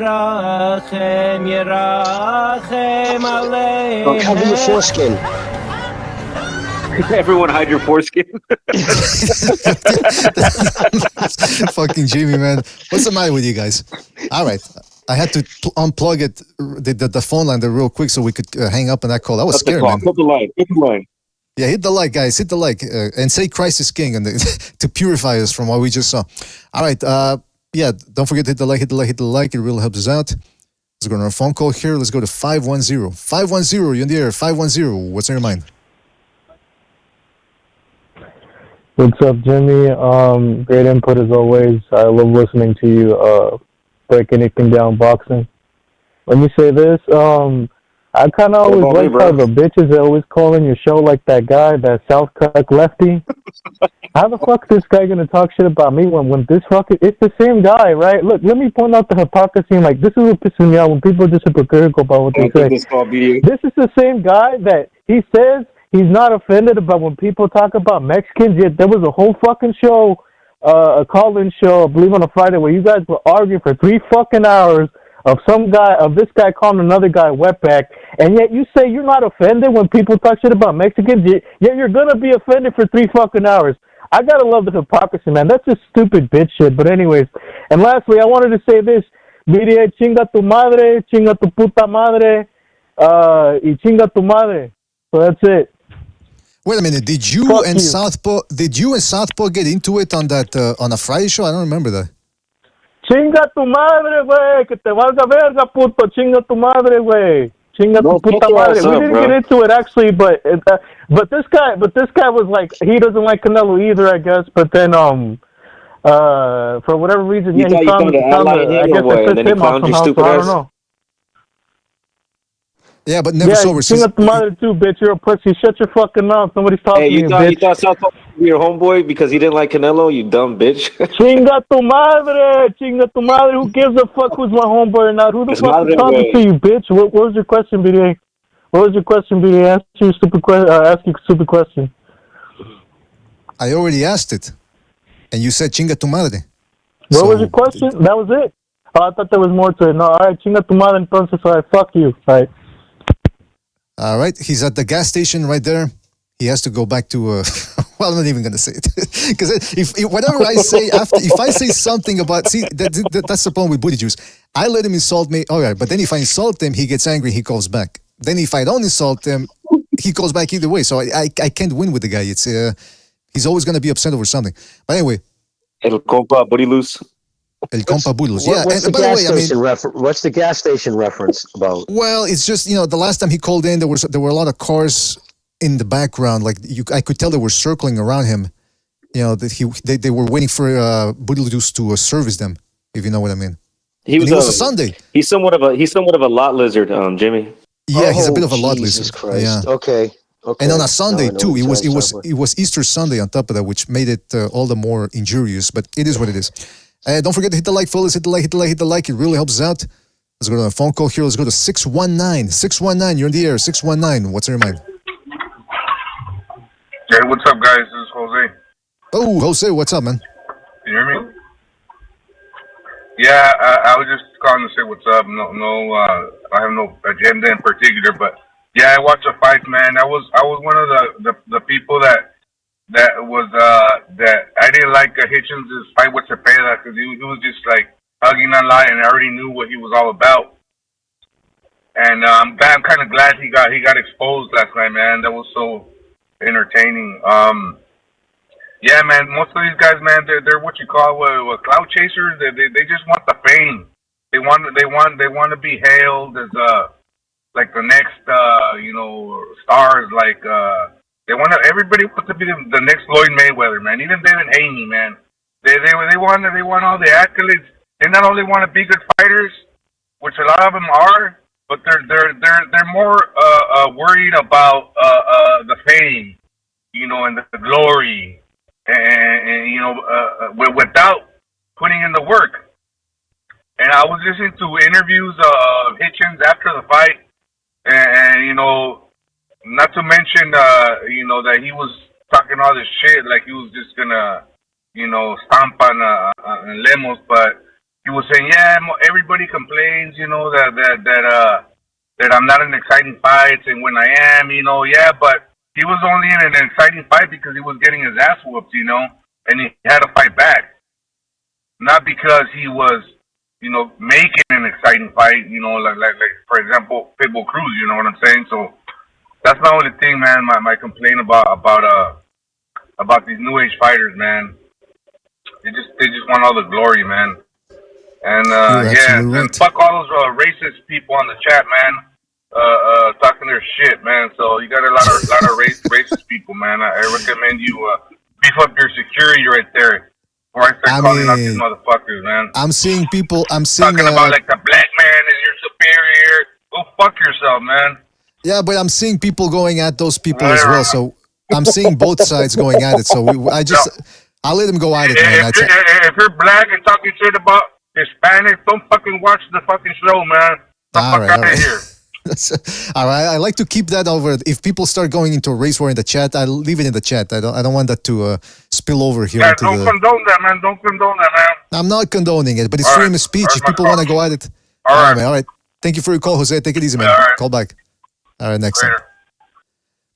By the way, in the chat, El Gordo says, we need Booty Juice to call back one more time. I mean, it's very easy to get him to call back. We can just summon him by insult him a little bit, and he loses his shit. But we don't really want to hear his lame takes again. I mean, I'm not saying they're lame, but it's very basic bitch shit. But I mean, again, we let anybody call in, man. If we give them 2 minutes, 1 minute, whatever, as long as they get their point across in that time frame. Don't forget to hit the like, fellas. Hit the like. It really helps us out. Let's go to our phone call here. Let's go 210. 210. You're on the air. 210. What's on your mind? Hey, what's up? Yeah, I was. Hello, can you hear me? Yes. Oh, shit, my bad. Okay, fantastic. Okay, yeah. So going into the fight, I had known about Lemos. I didn't like the fact it was going to be at 140. 5'5" versus 5'10", 67-inch reach versus 74. So I like Lemos that he had a big hill to climb. But I was shocked at how well he did. I think that first round, when you rocked him towards the end, when you rocked Hitchens towards the end, changed what the trajectory of the fight could have been. And because he hurt him, I don't know if Hitchens was as eager to engage. And in addition, I was really impressed by Lemos' ability to cut off the ring and his punch selection. It's hard for me, even as a observer, to know what punch he was going to throw next. He was a pretty good. He has pretty good tricky punch selection. So really impressed by Lemos, and I hope DAZN. I thought he won. I hope DAZN gives him another shot at another fighter. Hopefully, probably at 135. That's where most of his career has been at. And it was a fun fight, man. Much better than I thought it was going to be. I mean, I can only imagine it would have been better without the clinching. But I mean, it's just one of those things we're gonna have to we're gonna have to leave it up to the imagination. But yeah, it was an interesting fight for sure. It's just that the decision at the end sort of marred it. Anything else you want to say, caller? No, he adds some additional depth to the 140 division if he decides to stay. There's about 20 good, legit guys in that division that I could probably rattle off. So if he decides to stay at 140, he'll have no shortage of entertaining opponents. So it's another good guy to add to the mix. There you go, man. That's a good point. All right. Well, listen, 210, man. Thank you for your call, and call back next time, all right, man? Take it easy out there. Yeah, that's interesting. That's an interesting point too. Yeah, it brings up. There's some good names there. We got Gary Russell Jr. if he can come back and fight more than 20 seconds per year. You got Matias. You got Teofimo Lopez. You got Haney now. Yeah, it's shaping up to be a nice little division for sure. All right, let's go to another phone call here. Let's go to 336. 336. You're on the air. 336. What's on your mind? Yo, what's up? Shit, I was fucking eating something. Anyways, I had it like 115, 113 Lemos or 116, 112. Let me eat this shit real quick. Anyways, the reason I thought he won, there were some close rounds and shit too, but he seemed to have dictated the fight. He brought the fight, made the fight, and he kind of took Clinching off his game plan, and he kind of made Hitchens do what he did not want to do, and that was blatantly foul, hold, hug, all fucking fight. And Lemos, that didn't stop him from doing what he wanted, though at times it did. Obviously, it broke the fight, and it broke the contact, and it allowed Clinching to set himself up again on the back foot, but Lemos was still cutting off the ring. Even his jab at times was setting up his offense to the body. And Lemos just did what he wanted to do the entire fight, and he just had more. He did more of what he wanted and what his game plan was over what Clinching did. So I thought Hitchens would win, but I also thought Lemos was an underrated fighter because he did retire Lee Selby, and he beat Lee Selby more convincingly than George Kambosos did. So I was like, this guy's pretty fucking good, and it showed, really. I mean, I thought he won clearly. And, just more BLM, robberies, not good for the sport. And, yeah. And what was worse than the decision was the fact that Clinching was allowed to foul for 12 rounds straight. No warnings, nothing, for blatantly holding. It's not like Lemos was smothering himself on the inside. He was, throwing consistent good body shots, and, he was mixing his combinations up and down. He was doing good work. He wasn't smothering himself. So the fact that, Clinching was allowed to cheat the entire fight is disgusting. And he still fucking lost while cheating, which makes it even worse. Or makes the decision, rather, even worse. So yeah, that's all I had to say. Fuck BLM boxing. All right, well, listen, thank you for your call. Call back next time. Take it easy out there. Yeah, listen, I don't know. Lee Selby was fighting as a featherweight not that long ago. Well, maybe long ago. Maybe what? 5 years ago, 6 years ago. So the fact that he was fighting the Lemos, what was that, 135 or was it 140? I don't know. I don't know how good Lee Selby was or is, but whatever happened, the decision last night was bad, and then the decision to let the guy Hitchens clinch so much was bad as well. So it is what it is, man. By the way, shout out to Billy Hoyle and the Pimps for his contribution with the super chat. He says, Prime Malignaggi versus Off-Night Pitbull Cruz. Who wins? Huh. You know what? Pitbull Cruz looked bad against Cabron Cabrera. So I think a prime Malignaggi, like the Malignaggi that outboxed Love Morendo in the first fight, I think that guy gives Pitbull Cruz the business, man. Believe it or not. Again, Pitbull Cruz, a lot of people are on him now because he beat Rolly Romero, but who the heck was Rolly Romero anyway? He got outboxed by Jackson Marinas, and they robbed Marinas. Again, bad decisions all around. So I don't know, but Pitbull Cruz being that good. And by the way, shout out to Billy Hall and the Pimps again for his contribution with the super chat. He says, Southpaw TV just made the Guinness Book of World Records for most internet traffic ever from American prison bandwidth. Oh, the zone hella impressed. Benalita. All right. Well, shout out to Billy Hall and the Pimps for his contribution to the super chat. I'm going to have to look into that whole World Guinness Book of Records thing because I think that sounded like a joke. I don't think that was real. But shout out to him anyway for his contribution. The other thing I wanted to bring up is we're talking about, real quick before we go, we were talking about Barrera versus Hamed. That's a good fight. Very good fight. I still remember watching it live. I mean, I wasn't at the fight live, but I was watching it in the bar. It was very entertaining. Certainly one of the most enjoyable fights in the last 30 years. But also, a couple of days ago, I think it was the anniversary of Sugar Ray Leonard beating Marvin Hagler, marvelous Marvin Hagler. That was a legendary accomplishment for Leonard, although there's still some controversy about whether he should have gotten that decision. Jimmy, I know you're a Hagler fan. Where did you watch the fight when it went down, and what did you think? Who do you think should have won that one?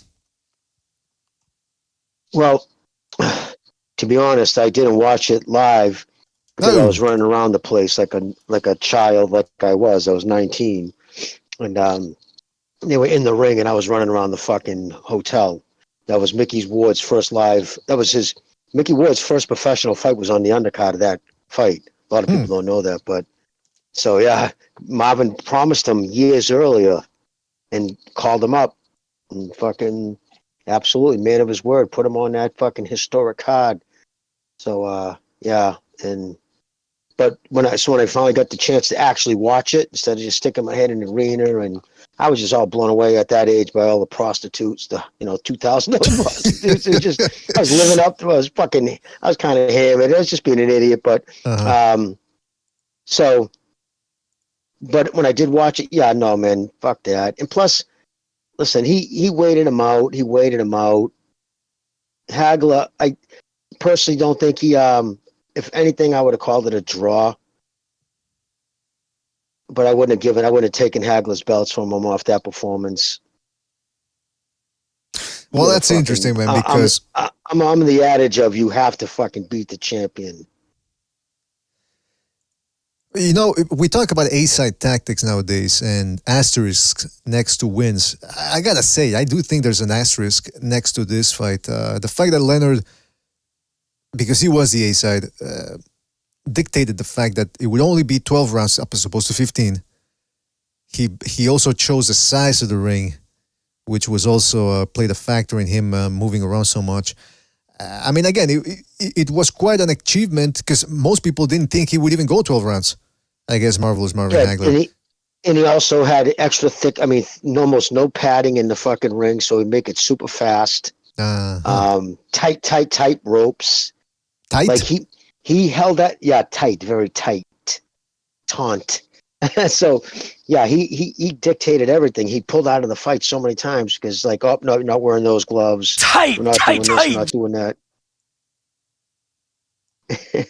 Every muscle I was must thinking be tight. Goldfinger from Austin Powers. All right. He's tight. His body's tight. Tight. Yeah, but that's interesting, Jimmy. Yes. Anyways, what were you saying, BDA? Yeah, that's interesting. Yeah, the A-side tie. I didn't know about the padding, though. I read Leonard's autobiography about 3 years ago, and he said, he admits that he would have spies in people's training camps. That's one of the ways why he found out about Duran, that he wasn't training properly. I think he pushed for that fight, the rematch, real quickly, so that he knew Duran had been partying. So, I mean, again, that's not breaking the rules, but at the same time, you're not beating the guy at his best. And I can't help but wonder what happened there with Hagler. But also with Hagler, he started off, this is one of the big controversies, he started off the first, 4 rounds?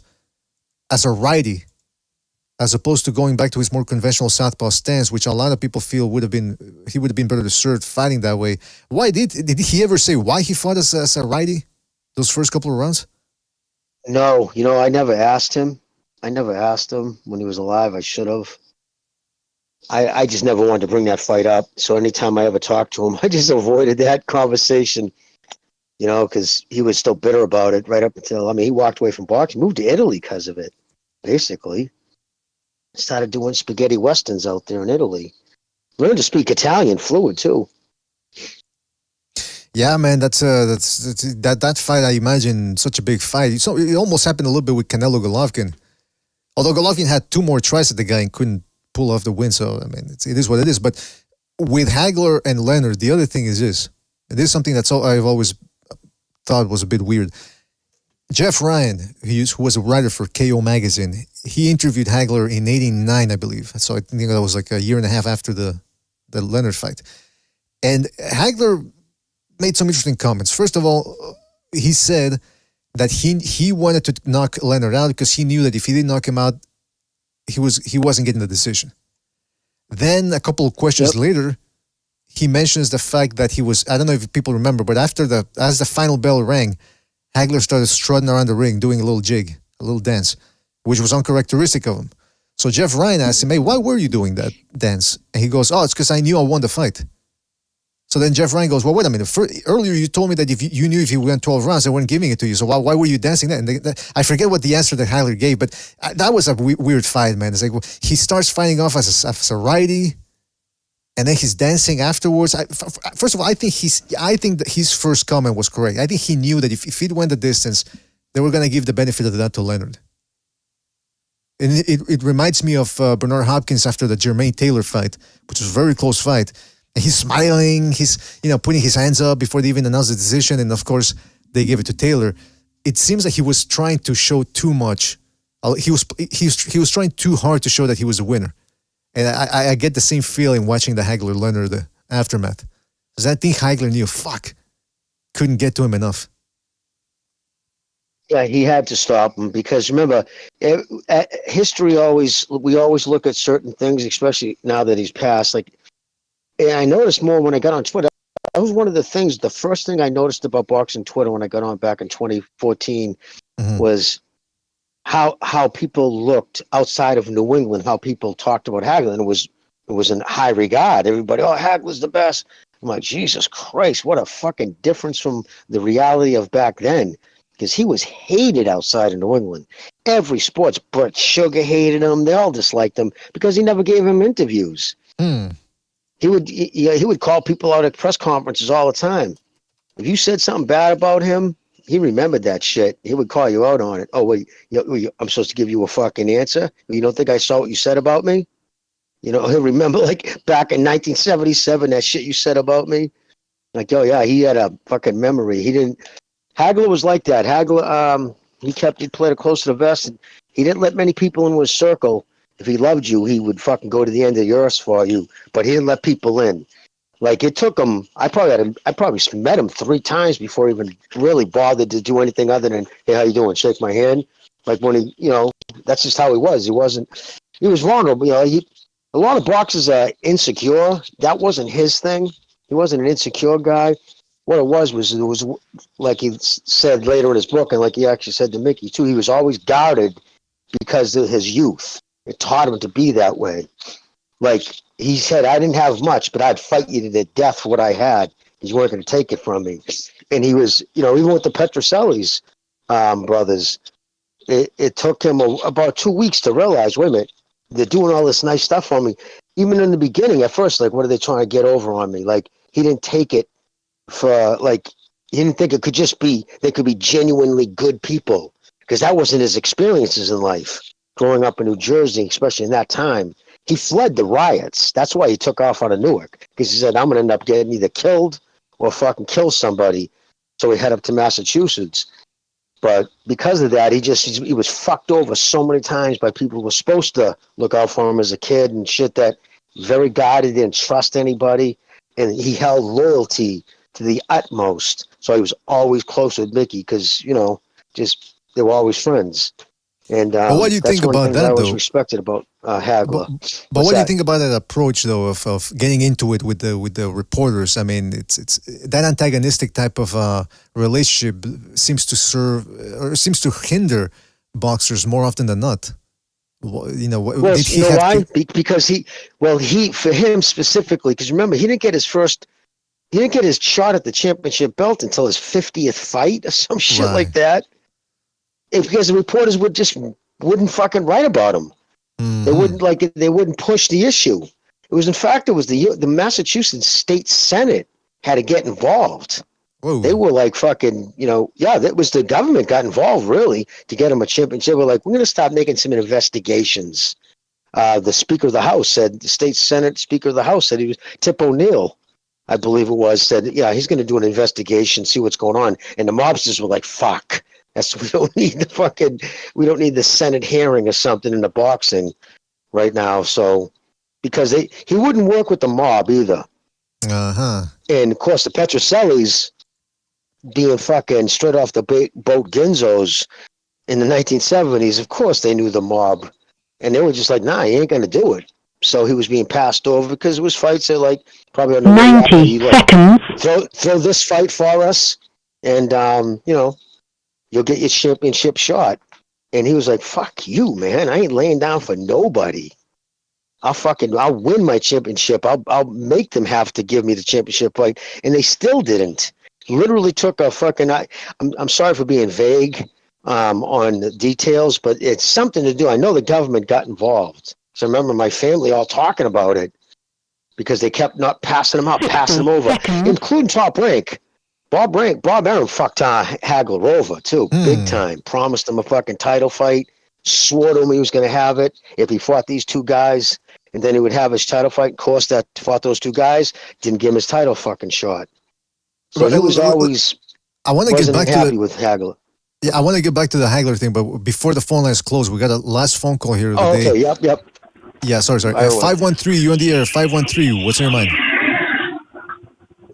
Hey, how you doing, man? Great show. Thank you. I just want to say, Hagler, he lost a lot of respect with that fight, man, against Sugar Ray Leonard, man. Really? That's the equivalent of Andre Ward coming back and beating him. Yep. So you feel Hagler back and beating Canelo. So you feel Hagler? Well, wait a minute. But what do you mean by that? Like he lost a lot of respect from your end or from other people as well? There's no way you let a guy sit on the couch for 3 years, come back and beat you. That'll be like Andre Ward coming back beating Canelo Alvarez.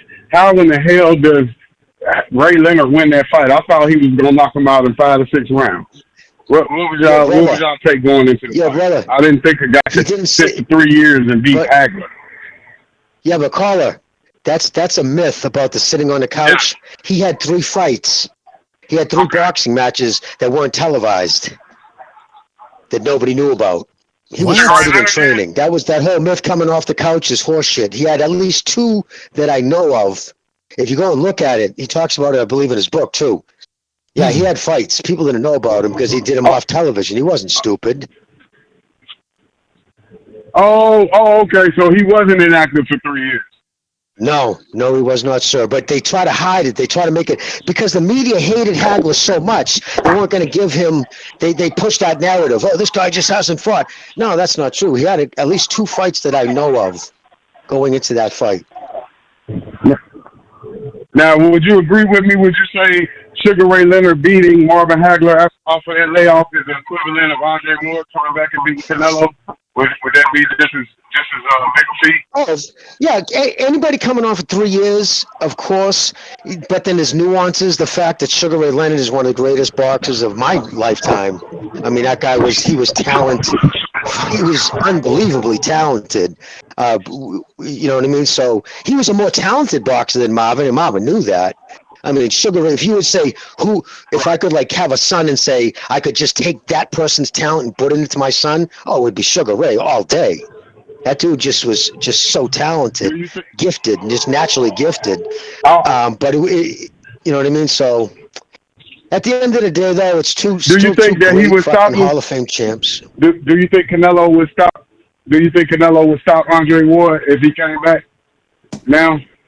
You think he's too inactive? You think Canelo would stop him? I don't think Canelo would stop him, no. And the reason being, Andre Ward's a very, very hard fighter to stop because he's a... Okay. You know, I was giving credit to this. He's one of the most cerebral fighters. He's a very intelligent kid. He does what he has to do, whether the fans like it or not. He'll do what he has to do, but he would not allow it to get knocked out. He's good enough to know when to grab, when to move. He's a very hard fighter to knock out. Right. I don't think Canelo would do. He's right. too short. So you're a favorite Canelo, but you saying you're a favorite Canelo, but he just wouldn't get the stoppage. He'll get the decision. Yeah, I would probably. I don't even. Yeah, I would probably favor a point system, but he's too short to beat. You would need somebody taller to beat Ward because of his style. Okay. Too short to hey, stop thank him. you guys, man. It's great boxing talk, man. Checking y'all out, man. And thank you. Appreciate y'all. Thank you for your call, man. Take it easy. Call back next time. Thanks for the call. Yeah, that whole, I read Sugar Ray Leonard's autobiography. I must have missed that part about the fights prior so to it wasn't Hagler. in the book? Yeah. I'll look it up. I'll send you the thing. But yeah, he had a couple of secret fights, a couple of small off the book fights, like one. It wouldn't televised. surprise me. It wouldn't surprise me because he like that was a good point that you made, that Leonard was special. So and then on top of that, it's not like he really beat Hagler. If he would school Hagler, Hagler would have lost respect, but it was a very close fight. There was a lot of clinching too from Sugar Ray Leonard. And some people have described that fight as smokes and mirrors because a lot of what Leonard did was guerrilla tactics. Moving, clinching, moving, clinching, and then flurrying, and stealing the rounds. Does that really prove that he's the better fighter? He outpointed Hagler by the skin of his... he outpointed Hagler by the short and curlies, but he didn't really... when you say beat, you mean, okay. What's that? You could say outpointed. He didn't beat him. Like he didn't take his soul. Exactly. Yeah, and then on top of that... And put it this way. If the... I was finished. On top of that, what? Like everything we mentioned, the 12 runs instead of 15, like you said, the sponginess, they took away the sponginess from the canvas so he could move faster. The size of the ring so he could move around more. I mean, those were all things that he calculated to give him the most benefit possible. So those are asterisks too. Yeah, no, 100%. And the thing is, if you actually swapped it, say if Hagler was the media darling, and Sugar Ray Leonard, from the time he left the Olympics, he was a fucking media darling. Before he had his first professional fights, he already had an Avis, the biggest rental car company endorsement. He had Pepsi Cola. He had he was making more money in endorsements because he had that fucking $1 million smile, extremely articulate, soft-spoken guy. He was great for the sponsors. You know what I mean? He was the perfect guy, clean cut. And he handled his business, whatever he was doing outside the ring, he kept it away from the public eye. He was smart enough to know when he's talked about it, that his brand, he never wanted his brand to take a beating. Where Hagler was the polar opposite. He had no sponsorship. He didn't give a fuck. His thing is, I'm a fucking poor kid from fucking Newark, and I'll take my money. I'm not going to have to fake for it. And I'm not saying that Sugar Ray Leonard was fake or posing, but he was very calculated, a very good businessman, and he knew what to do. He knew his brand, and he knew not to do no dirt and get it in the public eye. Yeah, and then on top of that, like you said, very calculating, because it reminds me of the Golden Boy from the next generation, which was De La Hoya. Again, two guys with gold medals around their necks, had a relatively easy path. And I'm not saying they didn't work for it, because again, they had to work. Leonard had to work to beat Benitez, and some of the guys he beat in the build-up to the Benitez fight too. Randy Shields. People don't forget about that dude. That was a big, he was an easy fight to get through on the come-up, and he beat that guy. And was Randy Shields? Randy Shields, I think, is the guy that. Hold on, let me look up the name. There was a guy that later became a prison guard. I remember reading about him in Ring Magazine, and he was. Who was it that he fought? Okay, there was Pete Ranzani. I think that was one of the guys. And then there was, I think it was Randy Shields. I think he also went 12 rounds against Tommy Hearns. Welterweight Tommy Hearns, if you can believe that. But, so anyway, yeah, so I'm I'm not saying that, they got a bunch of gift decisions early on. Oh, no, excuse me, this guy didn't go 12 rounds with Tommy Hearns. But anyway, the point is, De La Hoya and Leonard, there were two guys that had a bit of a bump, a little bit of help to get there to where they were, but they worked hard at it. But like Jimmy said, calculating. Yeah, they look like nice guys, $1 million smiles. Meanwhile, they're doing coke off the rails and banging hookers. And Leonard said the same thing in his autobiography. He said he was a bad husband. He was on the cocaine. He was a bit of a displeasing person at times because of that. So. Certainly not the image that he was portraying in the media, but that's besides. He cultivated it. He cultivated that image, and he was smart enough to keep all this dirt out of the public eye. To him, he was the golden child, and Hagler was the deep, brooding guy. But Hagler didn't do coke. He didn't even drink. He never partied, but yet he was the evil one because he was brooding. He was angry. That's the interesting part about that too, is that's why a lot of people rooted for Tommy Hearns in 1981 when he fought Leonard, because Hearns, and again, he didn't have a gold medal around. Although he didn't have it as hard as Hagler coming up, it was hard. It was more difficult than what Leonard went through. So that's why a lot of people were going for Hearns. If this fight would have taken place now, Hearns would be seen as a bit more like the Terrence Crawford guy that hardcore boxing fans favor, whereas the casuals go more for Errol Spence or Sugar Ray Leonard. You know what I mean? Because there was that indication or that narrative with Hearns and with Hagler in the build-up to Leonard fight that Hagler didn't have anything given to him. Think about what Hagler had to go through. First of all, he incurred a couple of losses early in his career. So right there, if he was present day, people would say, oh, he's a bum, he lost. But he went through the Philly Wars before that, when he had to go through Monroe, Olsen. He lost against Sugar Ray Seals, who was a gold medalist, if I remember correctly. Yep. And then he incurred some. Retired him. Retired him. There you go. Shields. Yep. He fought Benny Briscoe too, so he had to go through the gauntlet before, and he took some losses, but then he also beat some of those dudes. And then on top of decision against Benavidez. The Mosquito, right? The first fight. on a cut. He was getting headbutted so much. Which one are you talking against about? Wilfo Benavidez. I mean, the Mosquito, the Italian kid from New Jersey, who ended up playing in The Sopranos, the garbage collector guy. Oh well, that's what I was going to say. It's okay. So finally he gets Antuofermo. Yes, Antuofermo. Yeah, the Mosquito. Yeah, finally he gets a shot at a title. And a lot of people feel he got robbed. Now again, he did fade late down the stretch against Antuofermo. That's on him.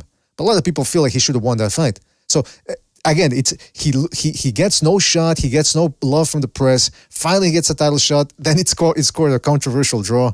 Then he finally wins it in England. He gets pelted with bottles. So even when things went right, somehow they went wrong. So this is one of the big insults.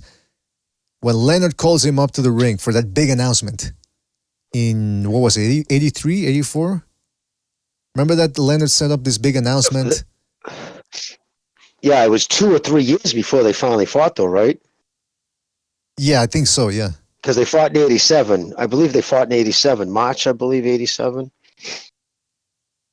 Yeah, April in 1987. But April of 87, yeah. Yeah, so that thing that Leonard set up, it was in an arena. Well, not an arena, but it was a relatively big venue in a ring. Supposedly everybody expected that he was going to announce he was going to fight Hagler. Then he gets in the ring. He says, man, me versus Hagler would be a great fight. Unfortunately, it's not going to happen. And he had Hagler there in the audience. So it almost seemed like a big middle finger. Like, why would you do that? Now, in Leonard's autobiography, he claims that he didn't know what he was going to say in that ring. So in other words, he's trying to convince us that it was going to be like a Schrodinger's cat sort of thing. Well, maybe the fight's going to happen, maybe it's not going to happen, but we won't know until I decide. Fuck that. I think I don't know. Jimmy, you tell me, why would he do that? What was the point of doing that? It was to get into Hagler's head. He knew Hagler was a very emotional person, and Hagler knew that about himself. He knew sometimes his emotions got the better of him. You know what I mean? In his anger, because he could be an angry guy. And I mean, trust me, I seen him flip on people down in the gym. Like just people getting in his way or trying to talk to him when he's training. Just so he could be angry. And that's just how he built himself to be that way. He never wanted to train in air-conditioned places. He didn't want comfort. He always made his training camps difficult because it would just piss him off. And because he always looked at it like, you're trying to take what I have. That was always his mindset. I have fucking struggled my whole life for everything I got. And the thing is, in the amateurs, it was the opposite. In the amateurs, he was like the local fucking favorite. He was very popular in the amateurs, but when he became a pro, because back then it was run 100% by the mafia. And if fucking La Costa Nostra told you to jump and you didn't say how high, they just put you on the back burner. But they couldn't ignore him because he was beating everybody. Well, first of all, I just want to say, give him his title shot. First of all, I want to say there's no such thing as the mafia. And Jimmy, being half Italian, you should know that. I can't believe a Mexican has to tell you that. That's number one. Number two, you never talk business outside the family there, Jimmy, never. But number two, that's why I understand why a lot of people felt like Hagler, they were rooting for Hagler. Because again, he didn't have it easy. And the view was that Leonard did have it easy. But if you read his autobiography as well, I mean, again, yeah, he got a bit of a bump. He got some help. He got some endorsements, but he had to work for it too, man. I mean, he had to go through a tough battle against Wilfred Benitez to get that title. He had to go through hell against Tommy Hearns and outlasted him to get that late fight stoppage. You know, you know what helps though? That money. When you don't have to worry about working. Like Hagler was working full time up until I think his 30th professional fight. He was working as a construction worker. His highest payday was his 32nd fight. I think he made like $3,200. Wow. Like crazy short money. So he was working full time. He actually became an excellent carpenter. Like at his house, you know, too bad he's gone, but like all the woodwork at his house, a lot of the woodwork and cabinetry and stuff, he did himself. Wow, like he's a really, but like, yeah, because like everything, whatever he does, he's that type of dude. You take pride in it. But wait a minute. Was it non-union work? Because then I'd have a problem with it. Yes, non-union. The Petroselli's didn't fuck with the union jobs. Oh, no, that's not true, too, because they were all... I mean, let's be honest, the unions, that's a whole separate thing. The unions are what destroyed this country. Right. Communist shit. But Jimmy, let me ask you this. How old was Hagler when he turned pro? Right out 19.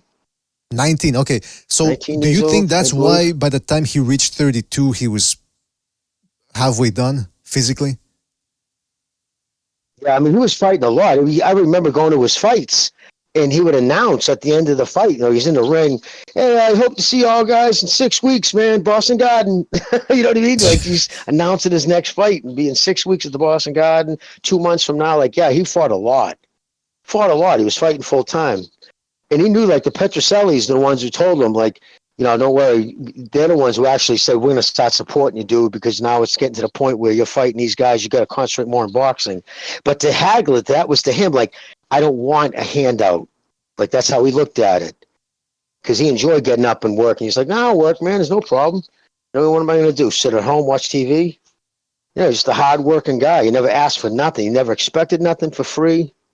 And, but yeah, he was it's a class act, man. People who ever got to know him, like I said, if he cared for you, you were a friend to Hagler, there's nothing he wouldn't do for you. Like I said, what did he owe Mickey Ward? He owed him nothing. Owed Mickey nothing.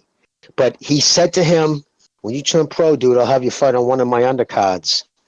And that was the fucking biggest, at the time, biggest fight in probably a decade, that Sugar Ray Leonard Hagler fight. Think about that. And he made sure fucking Mickey was on it. I gotta tell you though, it's just like, that's impressive. I gotta That's tell the kind you of though, man he was, a man of his word. Yes. Nobody's perfect, and I still don't like how he treated Clarence Bones Adams. And that little anecdote he told us a couple of years ago. I don't forget that. I forgive, but I don't forget. Let me tell you. But then again, like I said, nobody's perfect. What's that about? Well, he says that Clarence Bones Adams, even though he fought more like Sugar Ray Leonard, it was Hagler that was his real idol, and he met Hagler once. I forget what venue or what function or whatever. He went up to him, and Hagler was like, yeah, I'll catch you later. I'm busy right now, or something like that.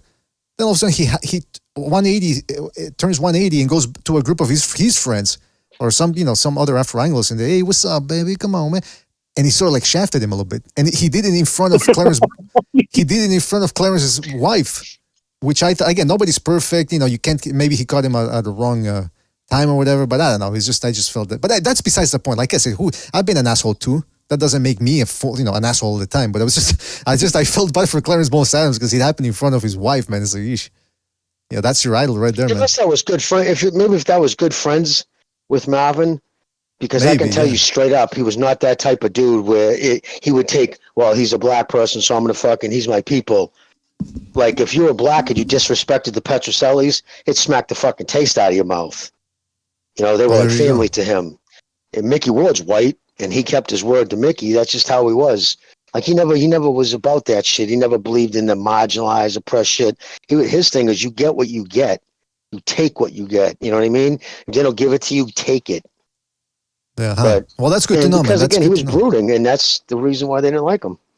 Yeah, that's good to know. That's good to know, man. Yeah, because Clarence Bones Adams, by the way, he was a smooth boxer too, man. Let me tell you. And the fact that he fought more like Leonard, but actually liked Hagler more, just goes to show you how sometimes people have peculiar outlooks. But also about so the Hagler thing. He ends up retiring at 32. Obviously, he had enough money by then, but he also had some tough fights. Do you think especially the Mugabe one before the Leonard one, do you think that sort of was that the beginning of the end for him a little bit?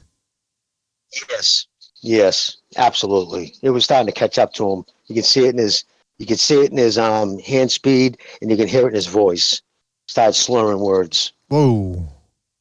Yeah, so he started getting the slur, a lot of the stuttering, a lot of the things that go along with getting punch drunk. You know what I mean? Well, that's the term they use, but yeah, he knew you can't be in those kind of wars. You know what I mean? Fucking Tommy Hearn's one of the hottest punching welterweights in history. And he took fucking Tommy's shots right on the button. John Mugabe, you kidding me? That dude's punched like a fucking dump truck. And he was taking those shots too. That was a war. That was that's one of the most brutal middleweight fights I've ever seen. Yeah, of course. Yeah, man, The body and the brain can only take so many shots to the head like that, and it will affect you. And he knew he was above ahead of his time with this. He always said, I don't want to be fucking drooling when I'm fucking 55. You know what I mean? I don't want to be sitting there eating fucking tapioca pudding and changing diapers because I've lost myself. You know? Yeah. Yeah, he was a funny fuck. He'd say some crazy shit like that. Fuck that, ain't gonna be me. I ain't wearing diapers.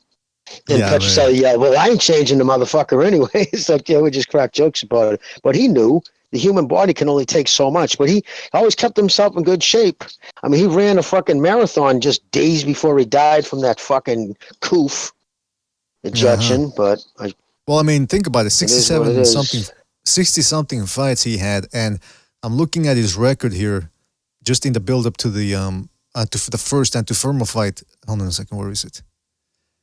There was a point at which he fought, check this out, 1975, he fought, where was it, man? Or was it in 74? Yeah, but I mean, just look at 75. Let's go to here, 75. He fights in February the 15th. Then he fights the next month on the 31st of March. So barely a month, barely, just a little bit over a month afterwards. Then he fights a month later in April, on less than a month, on April the 14th. So he fights in March the 31st, and then 2 weeks later, he's fighting again. Now, again, he's not fighting killers there. 2 weeks. Yeah, 2 weeks. And let's go to the, during the Philly Wars in 76, he fights Bobby Boogaloo Watts on January.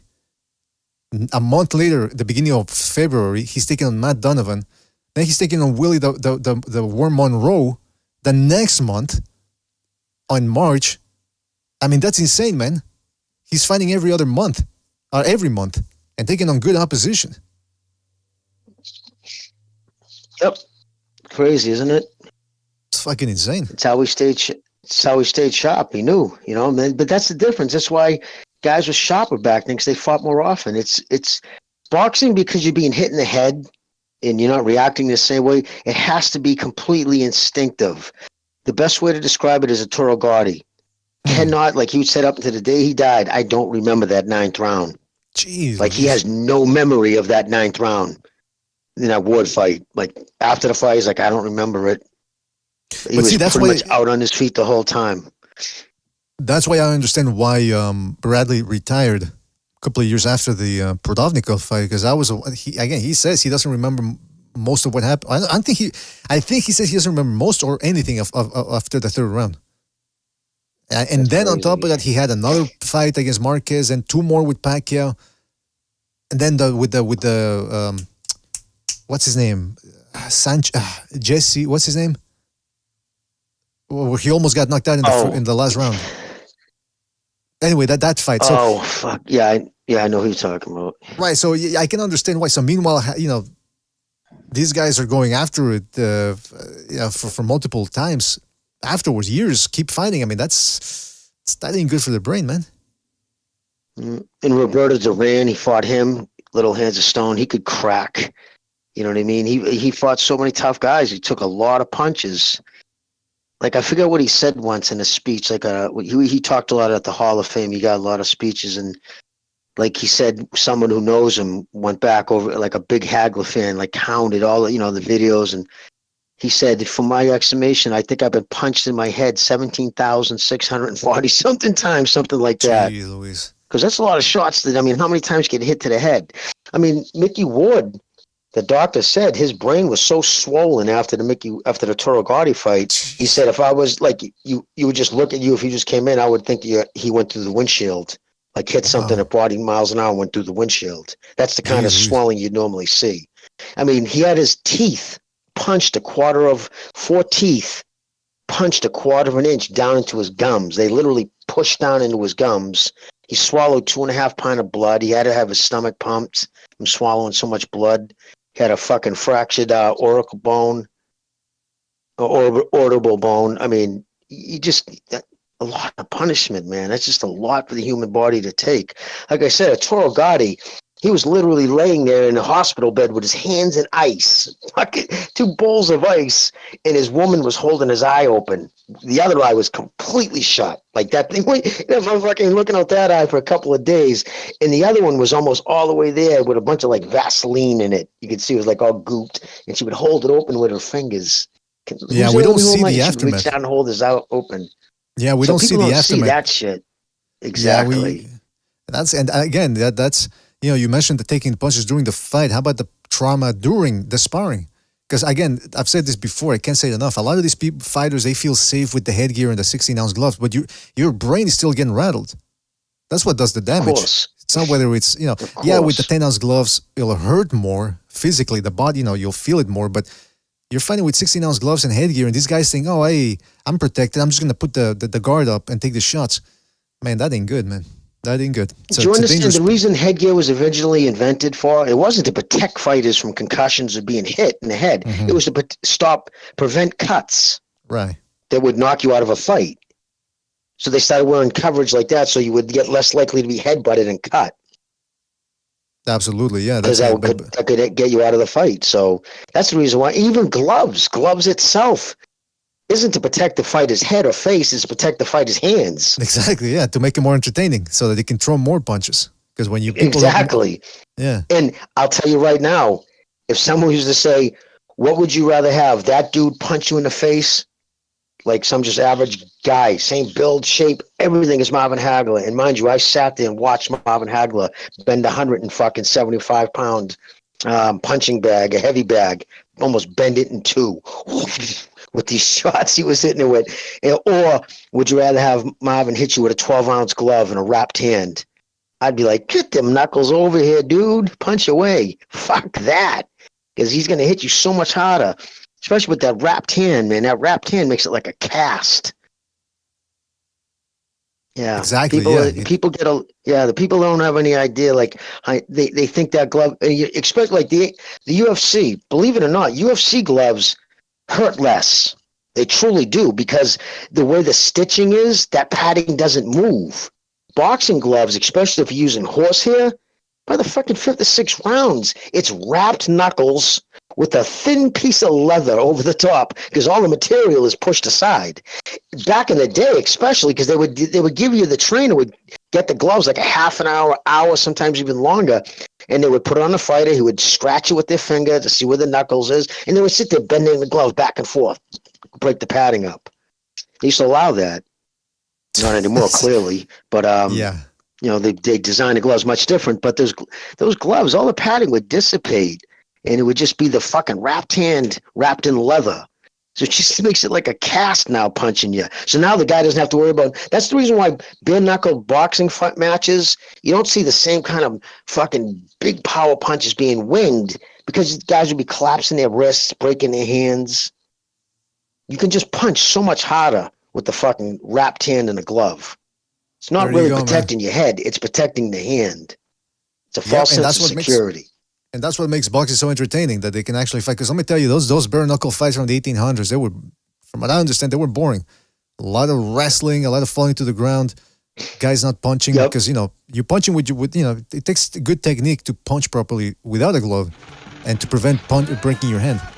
By the way, shout out to Billy Hoyle and the Pimps for his contribution with the super chat. He says, in Goodfellas, Stax Edwards represented the LDBC. I don't really understand what that means there, Billy Hoyle, but shout out to you, man. Yeah, Stax is the guy that gets murdered. Spoilers, because he left the keys. He was supposed to get rid of the van. Yeah, he was the truck. Yeah, he was supposed to get rid of the truck, and he left. He fell asleep at the wheel, and yeah, man, they had to take him out. Poor Stax. But hey, he screwed up. All right, well, listen, fellas. Goodfellas. Fellas, listen, we got to go. We've been on for 3 hours.